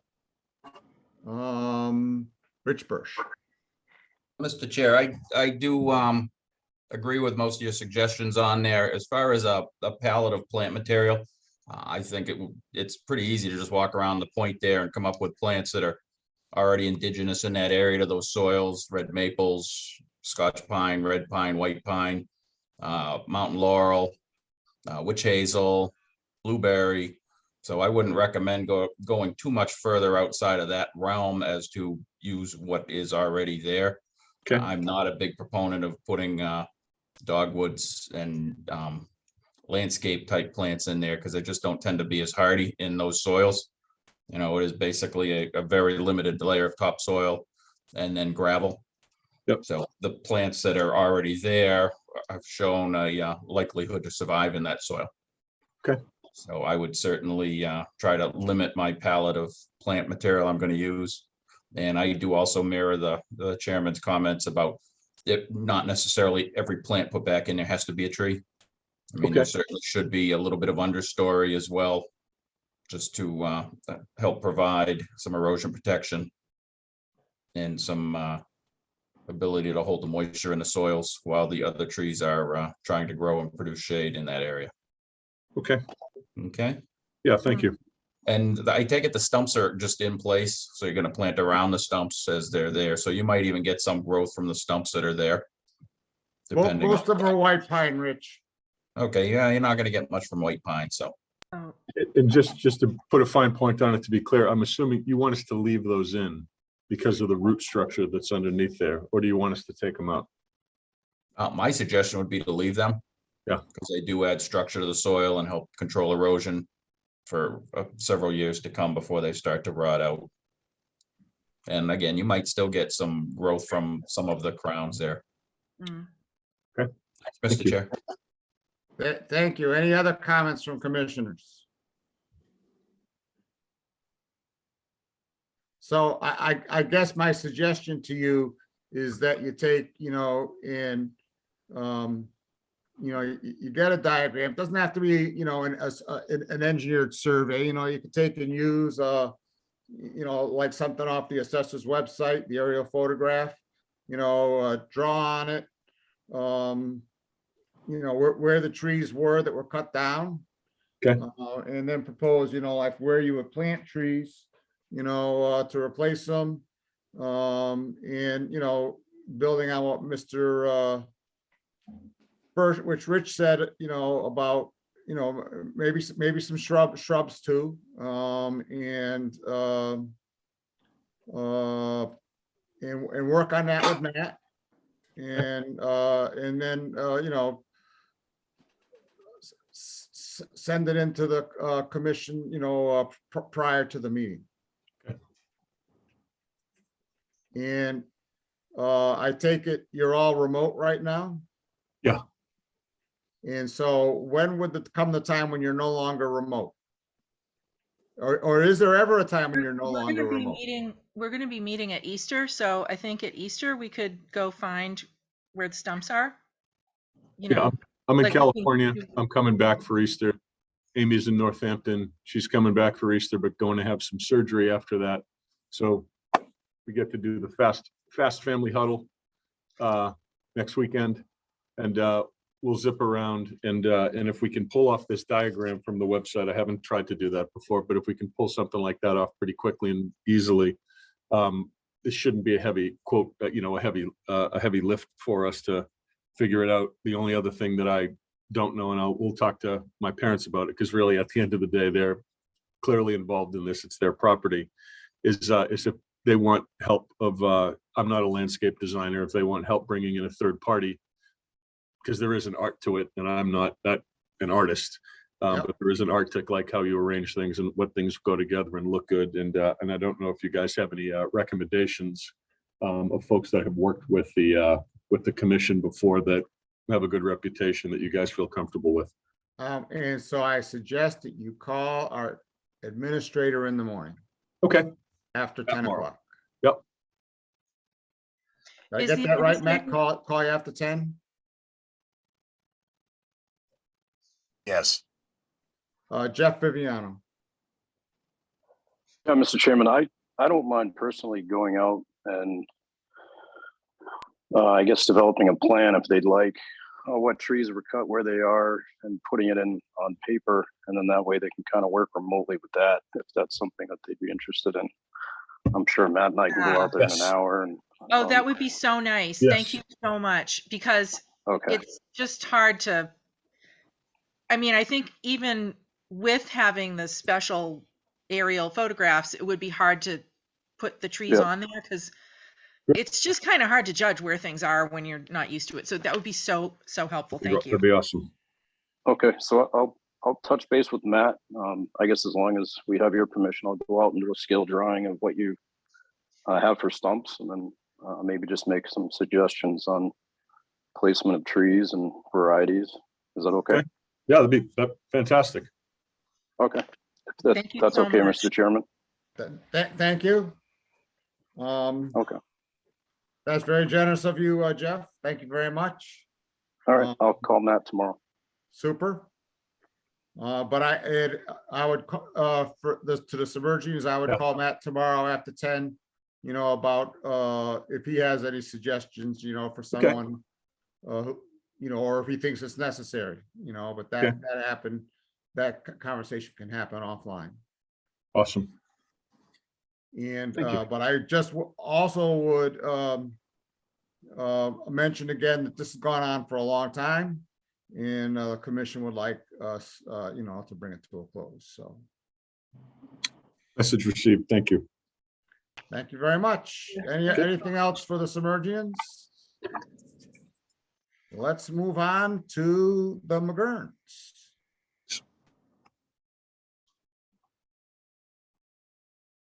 Good evening, guys. All right, good evening, Butch. And we have Brian Butler. I think basically what I'm going to ask Brian to do is when you bring up the proposed corrective manner plan. I'd like him to speak to it a little better than I could. I can speak certainly to the enforcement. Okay, Brian, do you have that plan? Can you share it? I should be able to if you give me permission. You Mr. got Chairman. permission. Let me see.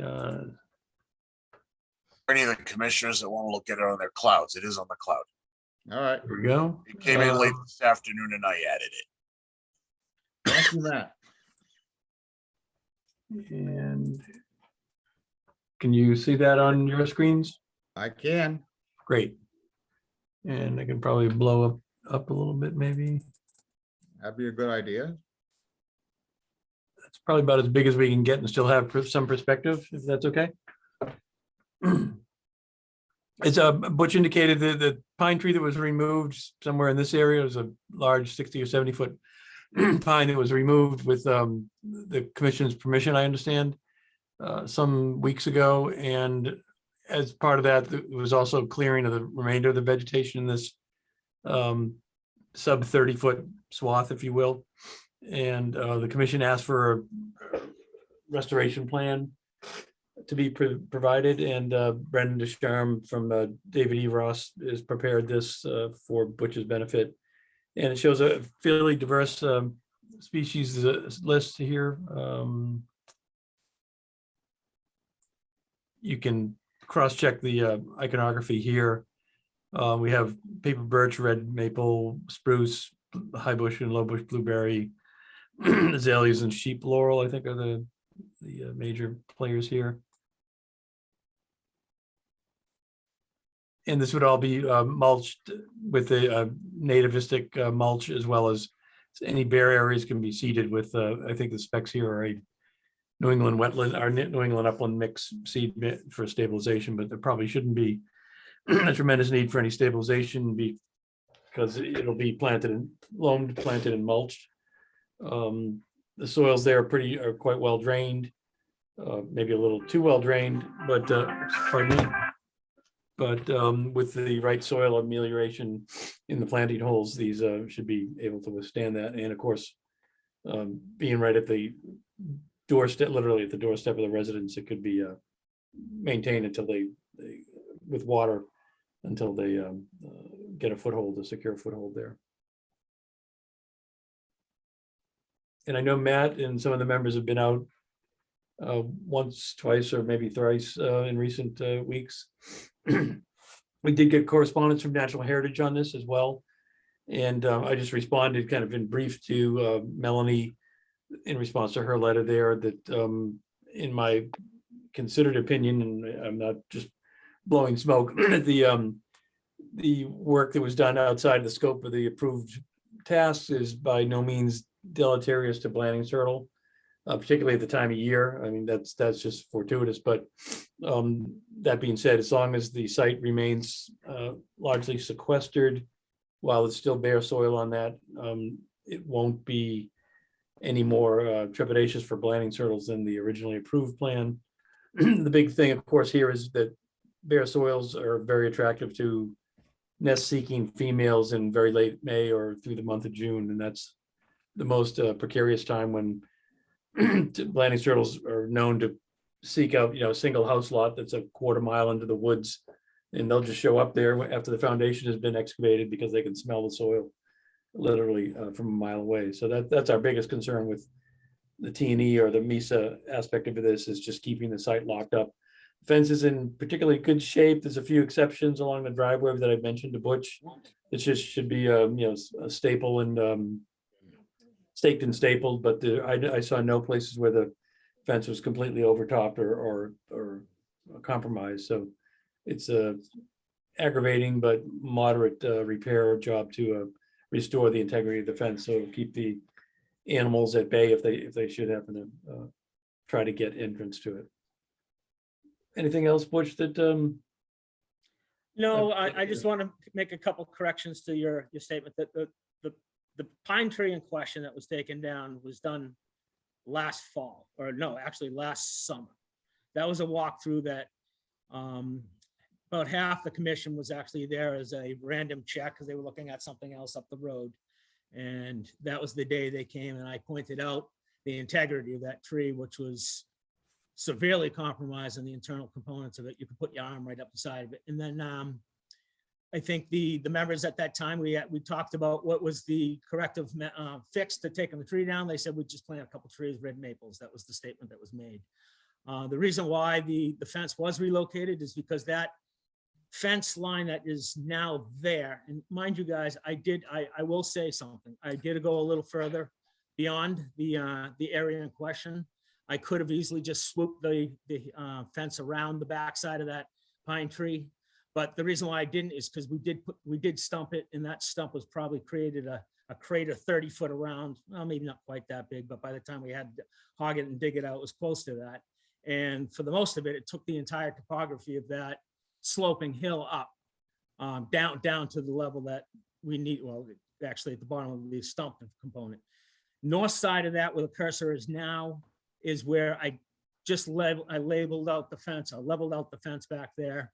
And then south side of that where the proposed dock is, I actually did a little bit there too. That was outside of that tree removal that I had permission for. So that's basically why that whole line got moved back there. It was basically because of that pine tree. I asked the commission leniency on whatever measures they do as far as going further here. I'm willing to do whatever you guys suggest and whatever this plan proposes. I am understanding of the infraction, and I'll do whatever I need to correct it. Thank you. I had heard that in addition to the vegetation removal, there was some issues with grading, and there might have been an issue with the width of the driveway. Okay, so the grading, as I said, it did come down. There was a sloping hill coming up by 3 feet where the tree was. And that was ramped sloping back down to the house. When I took the tree out, it basically undermined that or took out that entire bank. And we cursed it out or leveled it out either side of that. So yes, there was some banking taken down, Bob. But if you take a string line by 3 feet by 15 feet, that would be what it was. 3 feet tall, back 15 feet, and a level bottom line is basically the amount of soil that was taken down from there. So it did get regraded because of that tree removal. And I also thought I heard something about that the driveway. The driveway wetlands crossing was widened out on one side or something. I don't know about that. Okay. From listening to your last meeting, which I didn't realize you guys were discussing this project, I thought what Jack was saying was the width of the driveway length coming into the property, which was undisturbed forever. I mean, that has never been changed, ever. That was the same thing that in reference, Bob, I'll jog your memory when you came and said to Jack, where are all these trees taken down? And we all joked about it because there was nothing that was taken down beyond the allotted line. Jack Rabbit has his hand up. Yeah, but a couple of questions. Brian, correct me if I'm wrong. Was that 30-foot no-touch zone violated around the It was- house? Right. There was work within the 30 foot to Right, take right. the tree was within 30 feet. Right, but there was more to that was graded out. I have not been down on the property, and I'm hoping that I can get down there pretty quickly. So it was done. Were you overseeing the project, Brian? No, at that time we had cleared it for the animal, the MISA considerations, and after that, there didn't seem to be a need.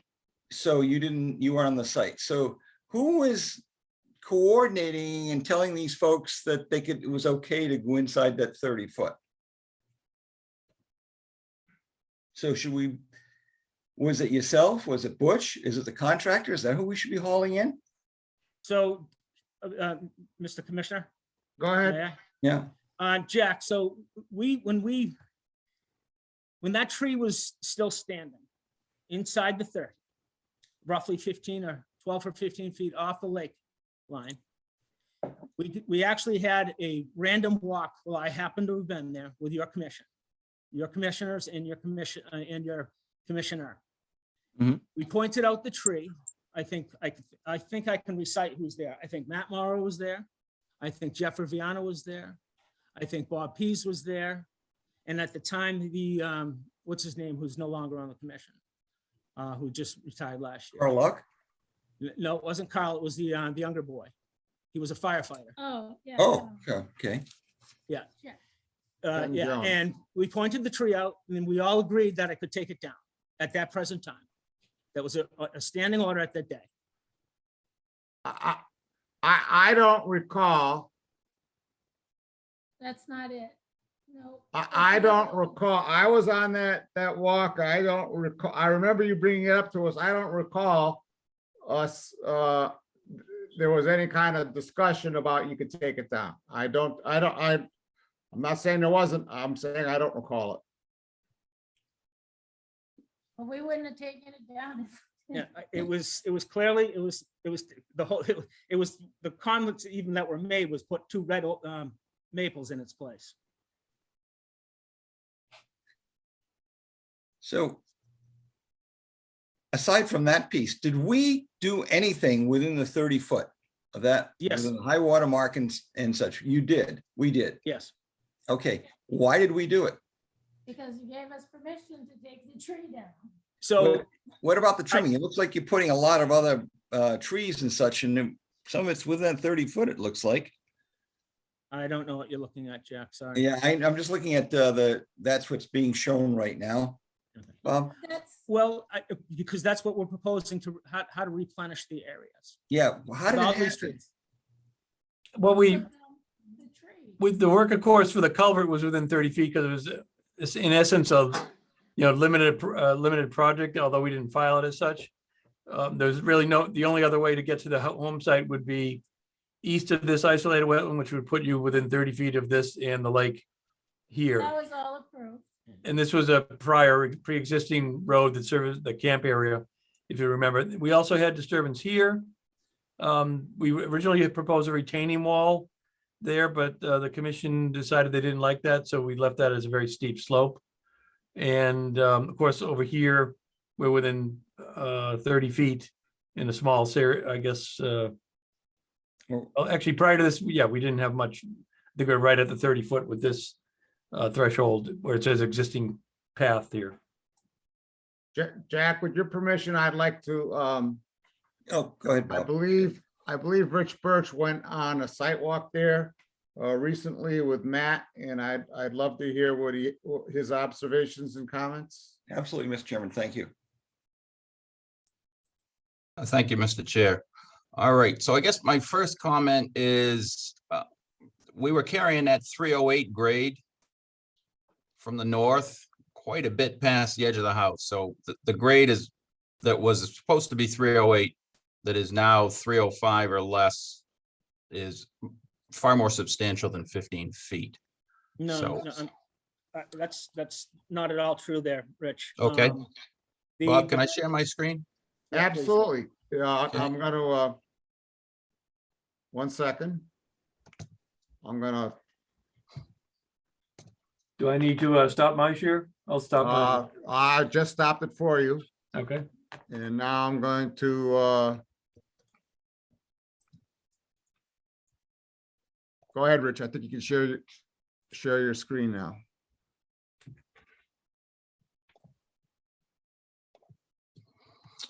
All right, so the stakes here that are in the middle of the disturbed area, that is the 30-foot no disturbance line.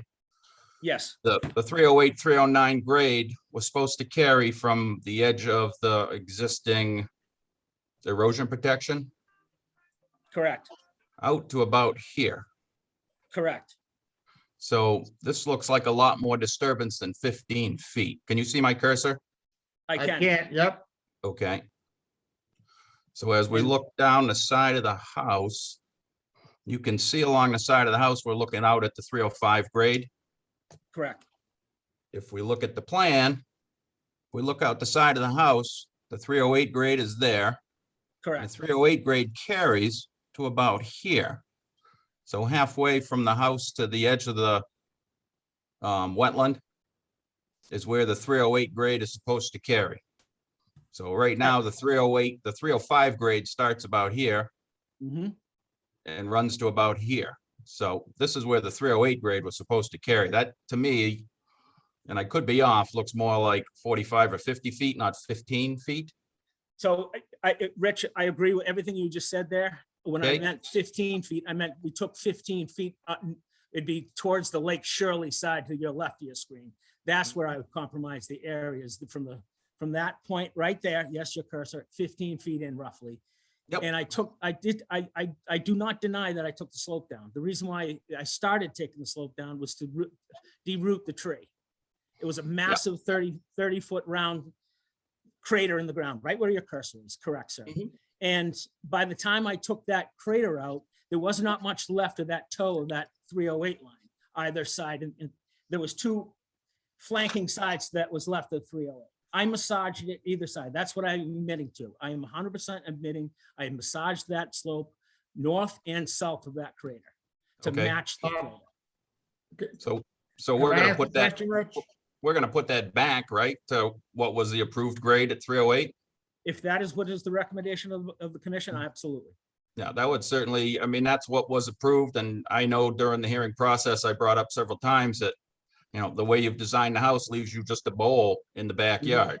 So, I mean, I myself, just because that's what was approved and that's what you submitted, put the 308 grade and the grading back that was approved.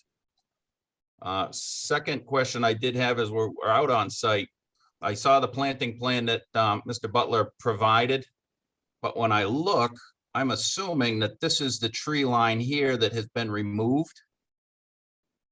And I'm not quite sure why we're not putting back a substantial amount of the tree line that was removed.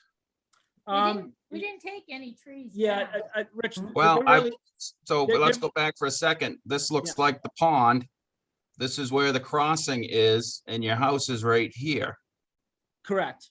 So, I mean, the I'm can- seeing evergreens plus deciduous in through here. So I'm questioning why we're not putting back like kind to what was taken out. Like We kind, yeah. have a Oh, yeah, planting that's fine. schedule for Sure. that. Yeah, which was all low bush blueberries in here. Oh, wait, No, okay. that's not- Hold on. that's different. Can you move your cursor, okay, to down to left, right there. Okay, what you're seeing is essentially that giant canopy of that one big 70-foot pine, okay? So the lowlands below that canopy, there was nothing significant at all. The cursor that you have on your, on underneath you right now, that was another massive 60-foot pine that was taken down within the confinements of the 30-foot. So below there, if you looked at any lake pitches, which I do have, looking from the lake back up to the property, before we even started this project, you could clearly see it was very, very open, okay? And then right where your cursor is now was that natural beach. And there was there was always a pathway, a very wide pathway that people used, parked their boats at, and partied at. So the canopy wasn't as significant as you think in that zone there. All right. Can you submit those pictures, Butch? Absolutely, Rich. I Okay. certainly will. So In fact, so the sent grade those was to- 1, the tree line was 2. Yeah. The other area that we were a little concerned about was this spot here. So it looked like your grading was supposed to end about 15 feet from the edge of wet, which is here, and I can see we've taken some trees down. So it does look like we've had some encroachment in this area. Okay, you're right to that, okay? That did get, we lost that bank on the winter months on the heavy rains. Right where your cursor is right there, that wasn't encroached on. That line did in fact go in front of those trees or behind those trees to the wetlands. What fell back is the bottom, move your cursor down.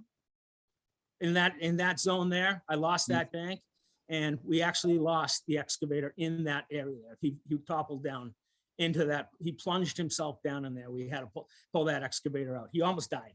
He had his face straight down in the ground, just below your cursor, right? Go down further a little bit. And that's the reason why that got towed out like that. Okay, so this will be revegetated? Well, I'd love it to be revegetated. we Okay. I just put down riprap 'cause there we down thought because that's I what thought we that's wanted. that's what you guys wanted is on a Well, conservation. and again, I mean, it was supposed to be undisturbed, so Yeah. I would propose that we revegetate it and put it back and not have the riprap there. And there was supposed to be some drainage recharge trench at the top, which Yeah, you're that's- not that's done gonna be done. construction, so I'm not sure on that. Yeah, that's gonna be part of the landscape package. Okay. We just Any- installed. We just Rick? Yes, installed. yes, Bob. Can you go back to that picture in the front of the, one more, this one, right, that one right there. No, the one you just went past. Thank you, that one. Are you saying that that line of stakes in front of us, that's where the 30-foot no disturbance zone line is? That is, yep, and that was to be the peak of the slope, which comes from this grade here and carried all the way out to about 20 feet past the house.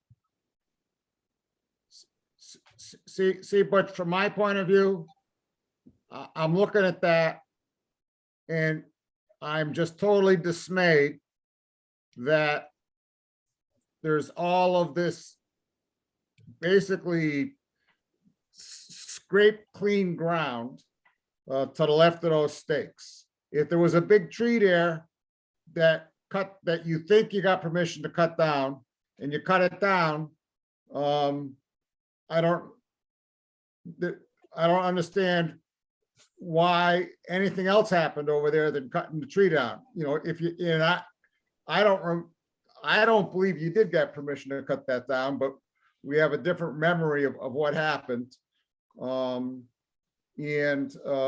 But there were other people there as well from the commission. I'd be interested to hear what they had to say. Mr. Chairman. Sorry.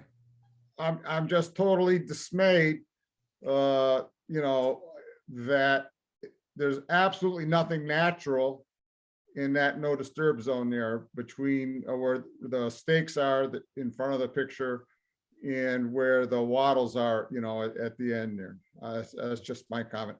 Someone, Mr. Chairman. Go ahead.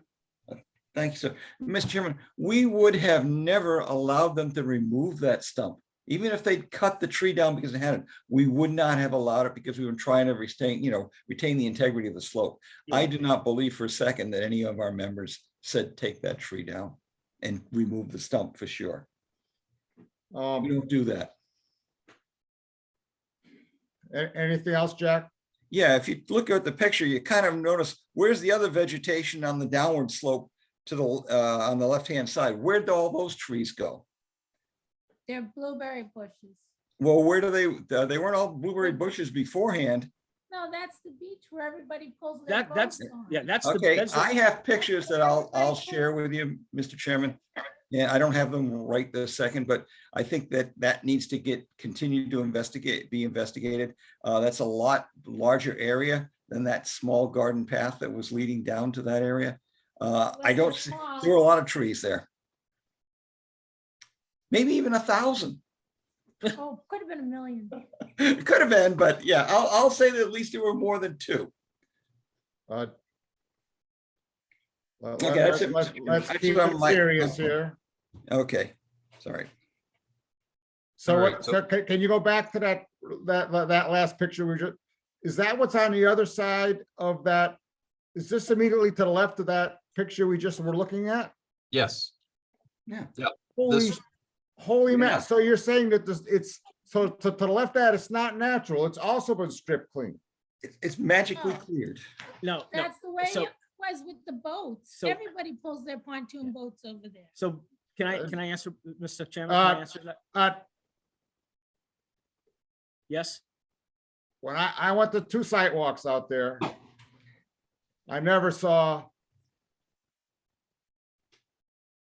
The picture is definitely exaggerating. You have to come see it. It's not nearly as bad as it really looks there. Okay, so up north of where that little break, oh, sorry, I'm going backwards. Well, actually, you So see right Bob, there, this is the erosion protection that was in the middle of that picture. and that's where the boats used to come in, and they used to come towards that drain. It's the same spot. It's got those stupid criggly trees to the right of it. So I was not out on site prior to construction, so I cannot attest to that, Bob. But this is the picture that, this is the Yep. erosion protection in that picture. Thank you. Yeah. I have a full, thank you. Okay, the other area of the, Matt and I had taken a quick look at was the width of the driveway. And when I measure it, I come out with about 21 feet from outside of block to outside of block. And we measured it at just over 25 feet from outside of block to outside of block. So that would be something that would need to be reviewed also. That's surprising. So what, Rich, what were the measurements? Matt and I measured just over 25 feet, and when I measured it, unfortunately, I don't have an exact plan. So I came out somewhere around 21 feet on the plan. Was that by scaling, or is there a measurement somewhere there? That was just using a scale. When I print the picture out, I'm using the driveway here is 10 feet. I have the 30-foot no touch zone, so I can try to get my scale set, and I come up with about 21 feet this way. So, You know, it's funny you said, because I'm not unaware of any changes there at all made on the same, because the culvert pipe was ordered to a specific width, and the okay. walls were built to that width. Okay, and the other question, you're showing 2 culverts, but for the life of me, I seem to only remember one being there. Okay. Open bottom culverts. Well, that was a long, lengthy discussion. At the very last meeting, you asked me to put this big secondary culvert pipe in there. For whatever reason, I still can't understand it to this day. I know it just cost me $20,000 to make that little ad that you guys wanted, but it ended up with a double culvert pipe. You can't, during COVID, you couldn't even get them. So with the volume, the width of that culvert pipe has now become a big cement culvert, which cost me another $20,000. Okay, so I don't even it's understand not, why I even wanted it. yep, so it's not as was designed. It's a single culvert in that spot. Yeah, Okay, a $50,000 culvert pipe that I still don't understand why we needed it, but I'd have to check with the engineer because he's the one that drew it. yeah. So. But again, so those are what I had found, Bob, when I went on the site walk with Matt. And I noticed we had a tree here that I assumed was supposed to stay, and that tree is gone. This 18-inch oak tree. It's gone. It was never indicated to remain. Okay. They had called it out in the plan and had an elevation set to it. So I mean, that was at the top of the slope at 309. So I think the intent, that's just to show where the control point was, Rich. It's in the work area, so I don't think we ever claimed to be, holding on to that. Okay. Thank you, Mr. Chair. Thank you.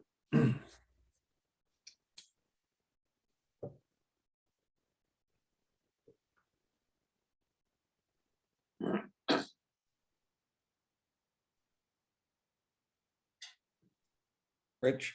Mr. Yes. Chairman?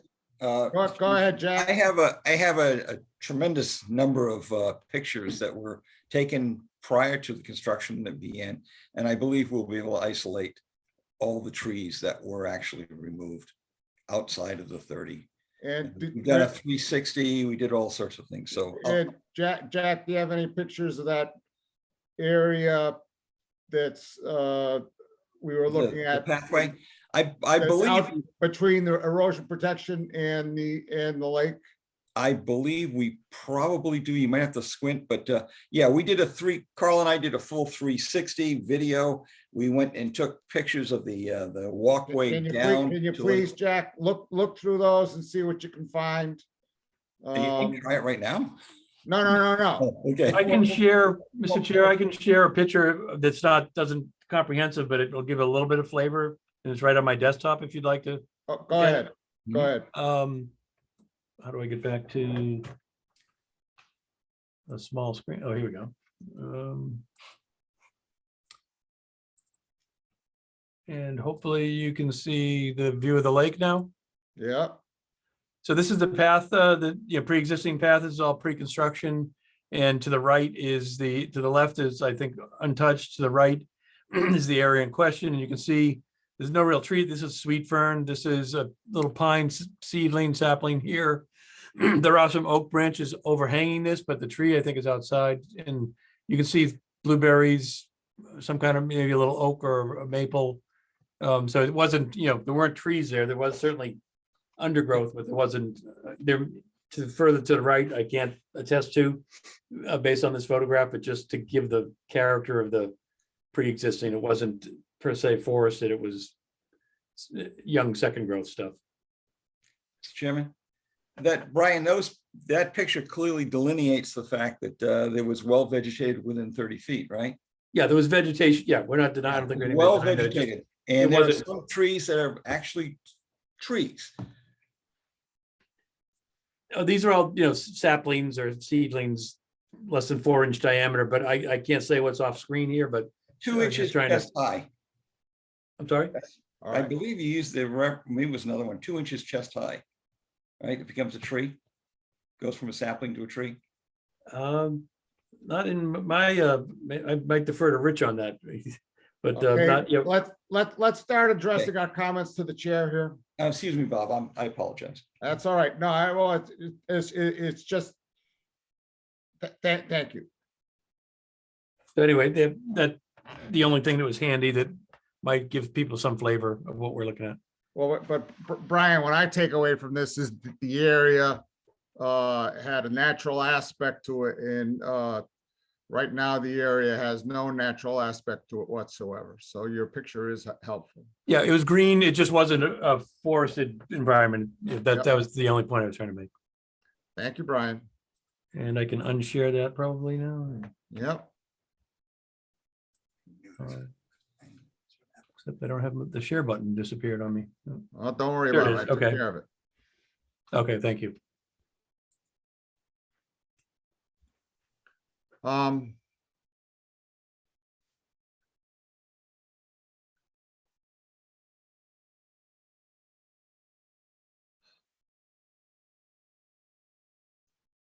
Well,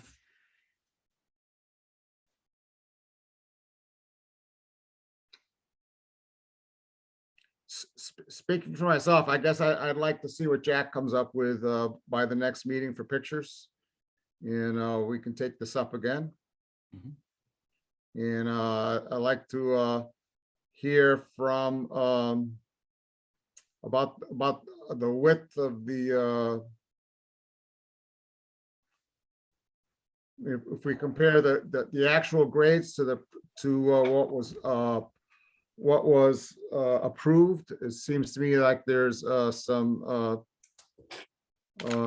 differences there, and to me, we need to quantify those in some way.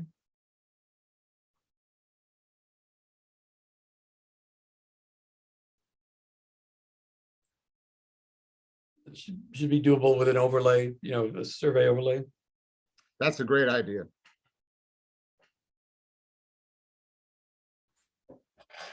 Because the three areas are, the vegetation, the grades there, and The driveway width. the driveway, the crossing width, and the area where Rich pointed out that there was encroachment, where there was supposed to be no disturbance, so.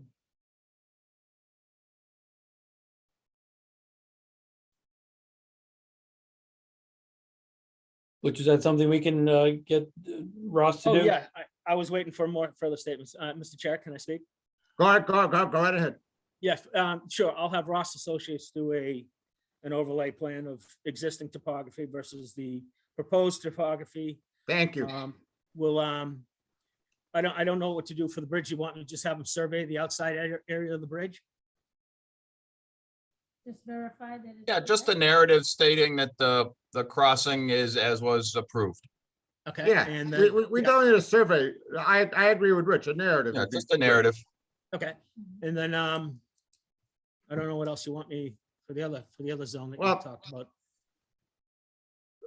To me, the replanting and the vegetation and all of that needs some work. But before we decide how much work it needs, I'd like to see what Mr. Rabbit comes up with for pictures. Okay. Speaking for I'm myself. gonna have, yeah, what about the riprap? What am I doing with this riprap? Is it all right to leave it? And Rich, have you seen the riprap, Mr. Birch? No, I was there when I took the picture. There was no riprap in place, but again, I mean, it was approved that there was no disturbance within 15 to 18 feet, so I would like to see the riprap removed and revegetated and make sure that the top of your driveway bank is where it's supposed to be outside the 30 foot and then grade it back in. I agree with Rich. I'm gonna call on Jeff Viviano. Yeah, Mr. Chairman. I was on site and I think I met there was a gentleman in the excavator. His name was Bob, but a very nice guy.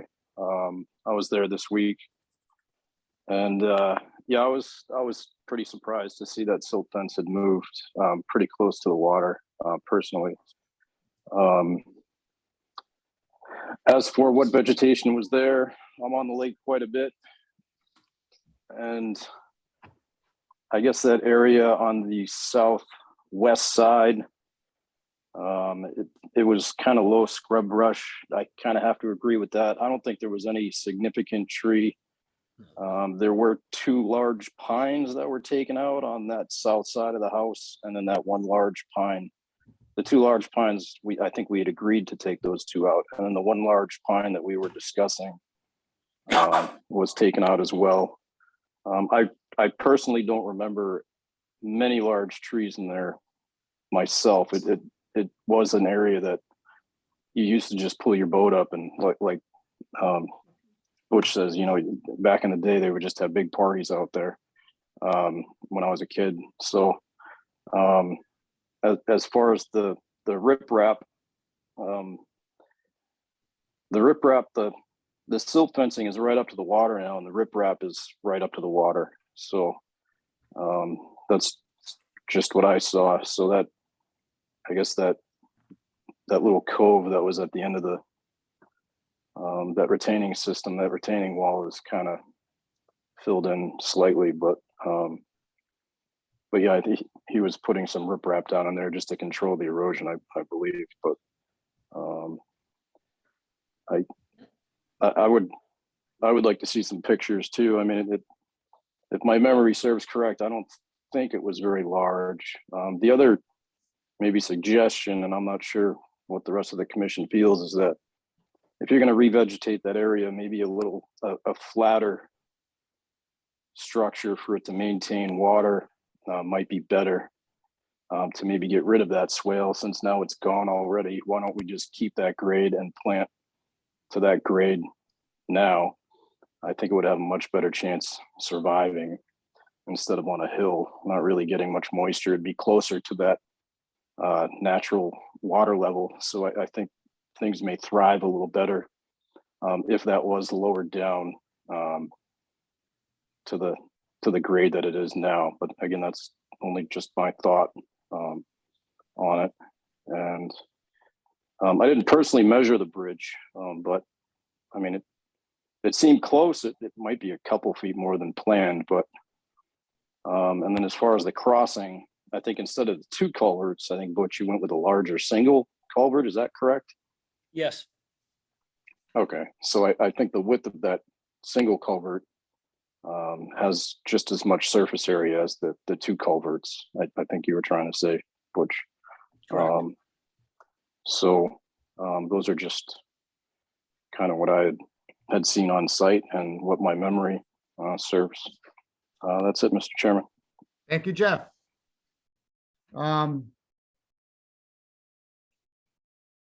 So Butch, I'd like to bring this to a close for tonight. Okay.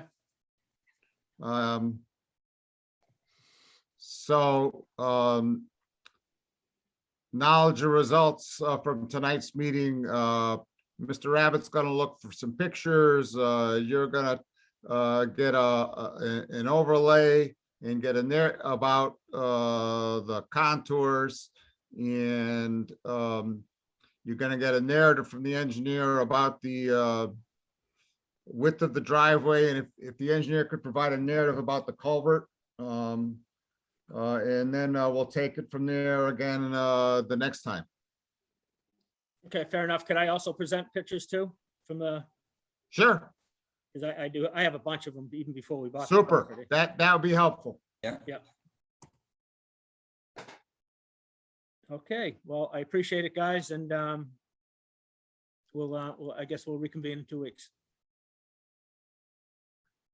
Butch, I just gotta say on a personal level, I felt like I went out on a limb to try to get this application approved because I thought it was a fair application. And this encroachment into the 30-foot no disturb zone is very disappointing. And it just it doesn't feel good. I just got to say that on a personal. I respect that, Bob. Thank you. Anything else on enforcement tonight here? Oh, Jay Elowitz has his hand up. Yep. I just had a question. It sounds like work is continuing on grading and that kind of stuff over there. And I thought they were supposed to stop that until this was resolved. Matt, what's the status? Yeah, I understand the MISA. It's not clear whether the MISA stuff was resolved, and you know, I can see clearly from where I live that there's excavators going up and down and work being done over there, and I'm just wondering if you know, that should be going on at this point. Matt, what's the status on that? The excavator work was for the riprap that was going on, and I asked Mr. McGurk to stop any further site work until we settle this issue, and Butch complied. Correct. Okay. Yes. So we do have, just Mr. Pease, can I speak? I just want to answer Mr. J. Elowitz's statement. There is a trash machine that goes back and forth, but it's not on any of the zones that we're talking about. It's trash removal from the inside house. They use a big bin on the front of forks of a machine. It's a small little teeny loader, and that's what he buggies around the direct vicinity of the house so we can offload trash. That's the only thing that he may be seeing at this point. It's not an excavating machine. It's a trash buggy.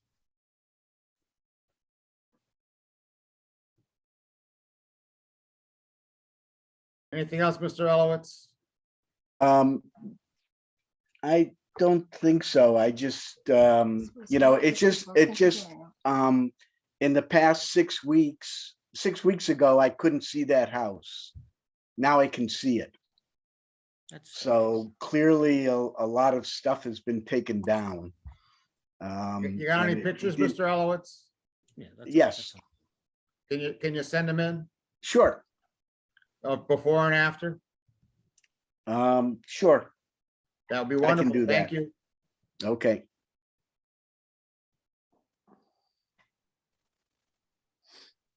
Let's move on. Matt, anything else on any of these other enforcement issues? I'd like to wrap this meeting up.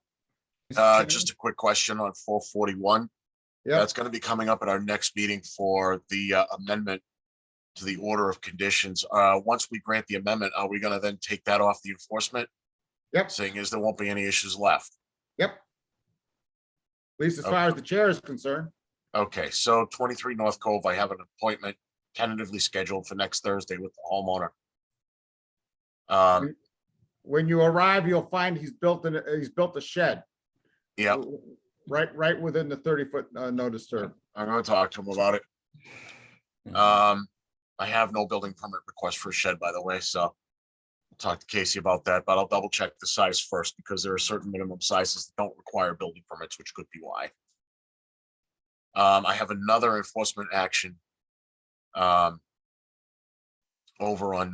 by Lake Whalum. We had granted an order of conditions, actually it was determination for, I believe it was 32 Pine Grove. And now I've got 146 that cut down trees. I sent out a non and asked for a response. That'll be on the next agenda. I think that's about it right now. Jack, why is your hand up? I have a couple of questions in terms of enforcement. Go ahead. Okay. First of all, 615 Townsend Barrows property. You said that's a retroactive. Are they coming back to us to seek it? Don't they have to go to planning board first and then we get the chance to see it, see the gravel pit? They're gonna have to go for earth removal. So yeah, that's, I forget if it's planning board or if it's board of selectmen. Board of Selectmen for gravel removal. Gravel removal. So, okay, well, And there may be a stormwater issue that would have to go to planning board. So that would come back. okay. And then there was the 76 Peninsula Drive, the Cormier property. I sent you some pictures and some information with regard to changing the slope and possibly encroaching on the lake. Yeah, I'm working on that, Jack. And the other one, Okay, over on Townsend Harbor, there was an existing porch that the gentleman is actually rebuilt. okay. It's been rebuilt in place. I verified that with the building Yeah. inspector. It looked Jack, like, there was a slab there. right, they were exactly right. They built it up and then they pushed the soil back further. And I was wondering for the septic system, I'm wondering if that hash had done an encroachment, that's all. Google, okay. Thank you for getting in touch with Marilyn Wayne Talley.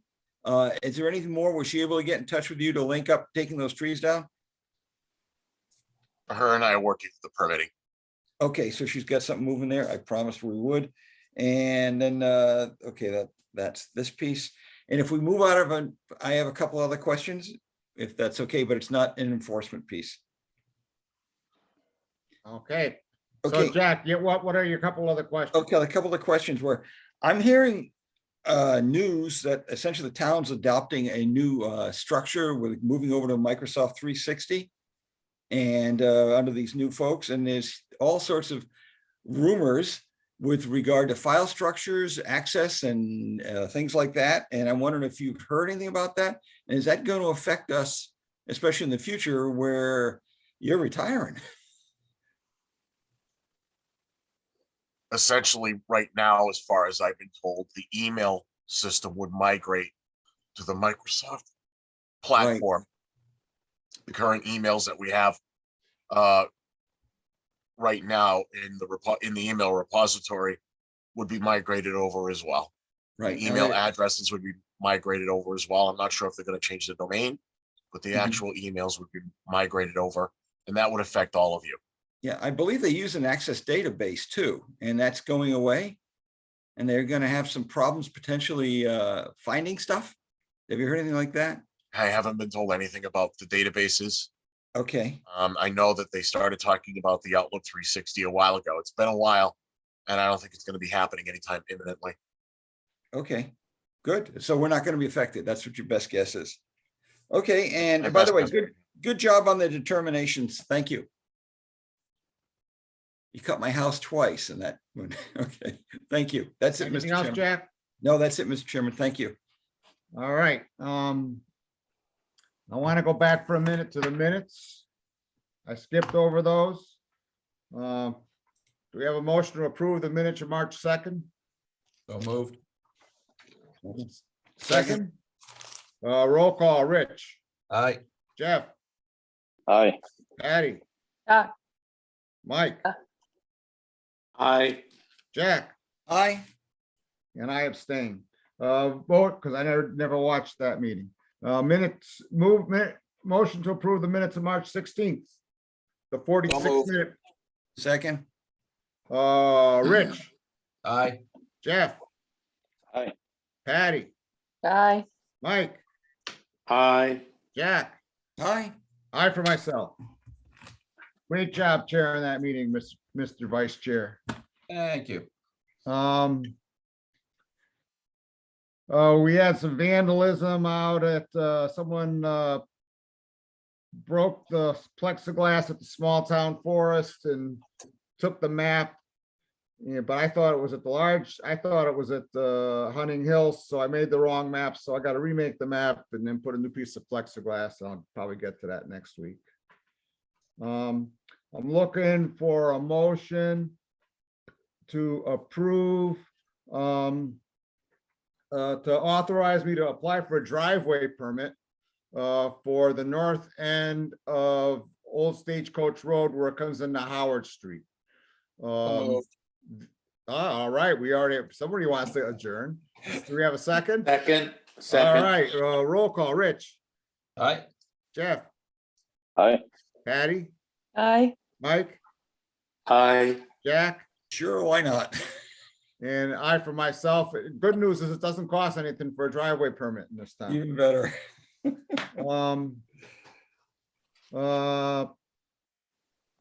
Matt, you got something on these administrative determinations? Yeah, the ones for Crocker, I'm gonna withdraw currently. The 19 Crocker has more trees than what he represented. When I went on Okay. site to take another look, 17 Crocker has a tree that's tied in. The other two trees for 17 Crocker would likely warrant the administrator's determination, but I want to make sure that everything is marked clearly and separately so that we're able to make sure that those stay separate and distinct because they're so close to each other property wise. Yep. I want to make sure that that's clear. And right now, the way they've presented it to me, it's not quite clear. At least on the 19 Crocker one. Right. Bob, can I share my screen? Absolutely. Okay. This is the one for Sunset. Okay. So this particular one on Sunset has a bunch of trees, actually. This one is right on the shoreline. I'm not seeing a need for this one to go. Although if it does, the homeowners indicated a willingness to replant. However, you've got these two trees here. Give me 1 second. These two trees here, this one is essentially like 80 feet away. This one is 65 feet away. There are two more next to it. One's leading over the house. These two are about 70 feet away. And this clump here is actually just out of the buffer zone itself. I just took a picture for a record of it.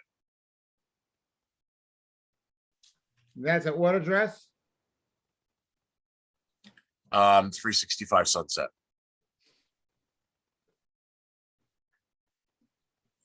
Do you have a recommendation here?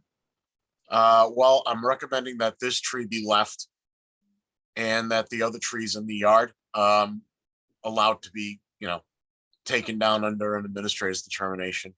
They're nowhere near the shoreline. They don't pose any type of benefit to the lake. The other tree here does. So I'm not seeing a reason for that to be removed. I'm looking for a motion. So What's moved. this discussion? Mr. Chairman? Go ahead, Jack.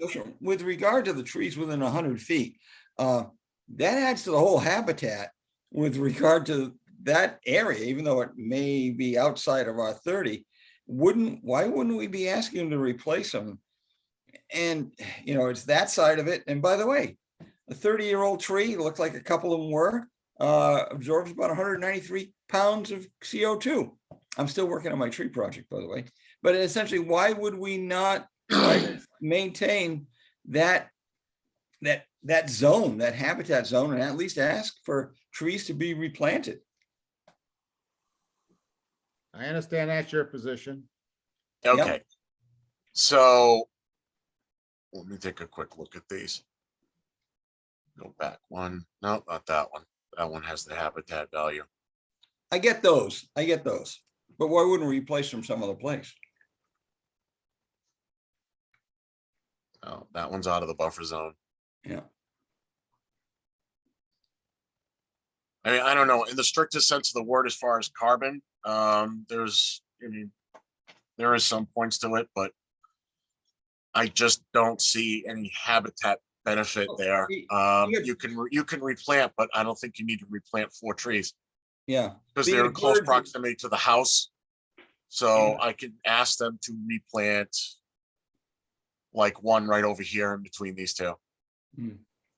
I just think that whenever we get an opportunity to help preserve that habitat within 100 feet, for not only, you know, for the birds at least, then we should be asking for that and taking every opportunity to protect that 100. Then Jack, I suggest you propose a regulation like that. I thought we did. We had control within 100 feet. No, No, our regulation, bylaw regulation goes for the 30-foot no-touch zone only. I mean, within 100 feet, we have to consider them. Yeah. But as far as the regulation you're referring to, that's within the 30-foot, which is why I recommended the other tree remain. Okay. I guess I go write something up, huh? Get us to go to 100 feet? I'm only kidding. Okay. No, thank you. don't do that. Don't do that. Don't do that. Patty's not gonna vote for it. I will not. can I have a motion I motion. Second, to approve the removal of all except for the tree by the lake? Correct. We had a second, roll call vote. If there's no further discussion, Rich, Aye. Jeff, Aye. Patty, Aye. Mike, aye. Jack. Aye. After all that, you're gonna say aye. And Well, aye for myself. No, I'm just saying that basically we need to be starting to think about what we can do to preserve the habitat. 328 Townsend Harbor Road. What do you got there? All right, so actually it's not one tree, it's two trees. This one tree right here is right across from the lake. It's essentially in decline and it's hugging the power lines, as you can see. It's almost out of the buffer zone, but not quite. Right. So I don't have an issue with that. The second tree is actually close to the water. The applicant has indicated a willingness to replant something, but as you can see by the close-up photo, this tree is basically dead.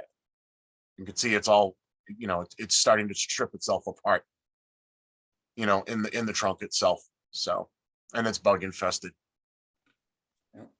This is 328 Townsend Harbor Road. Correct.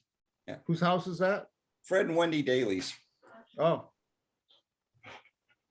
Nice Okay. people. Very nice people. Looking for a motion to approve. So moved. Second. Roll call, Rich, Aye. Jeff, Aye. Patty, Aye. Mike, Aye. Jack. Aye. Aye for myself. I think that's it. I'm looking for a motion to adjourn. If there, public and any comment from members of the commission? I'll shut up. Any comment from members of the public? Look for motion Hey, to Bob. adjourn. Sorry. Jeff, did So you have moved. something? Yeah, I'll be on vacation for the next meeting, So will I. so I'll try to log in, but I'm not sure how the internet's going to be where we are. So Well, I definitely will not be trying to log in. Where are you going? I don't blame you. What's that? Grand Canyon. So, okay, roll call, Rich, Aye. Jeff, Aye. Patty, Aye. Mike, Aye. Jack. Aye. Aye for myself. Good night. Good night, guys. Aye. All right, thank you. Ernie and Rich, don't be afraid to speak up. Mr. Chairman.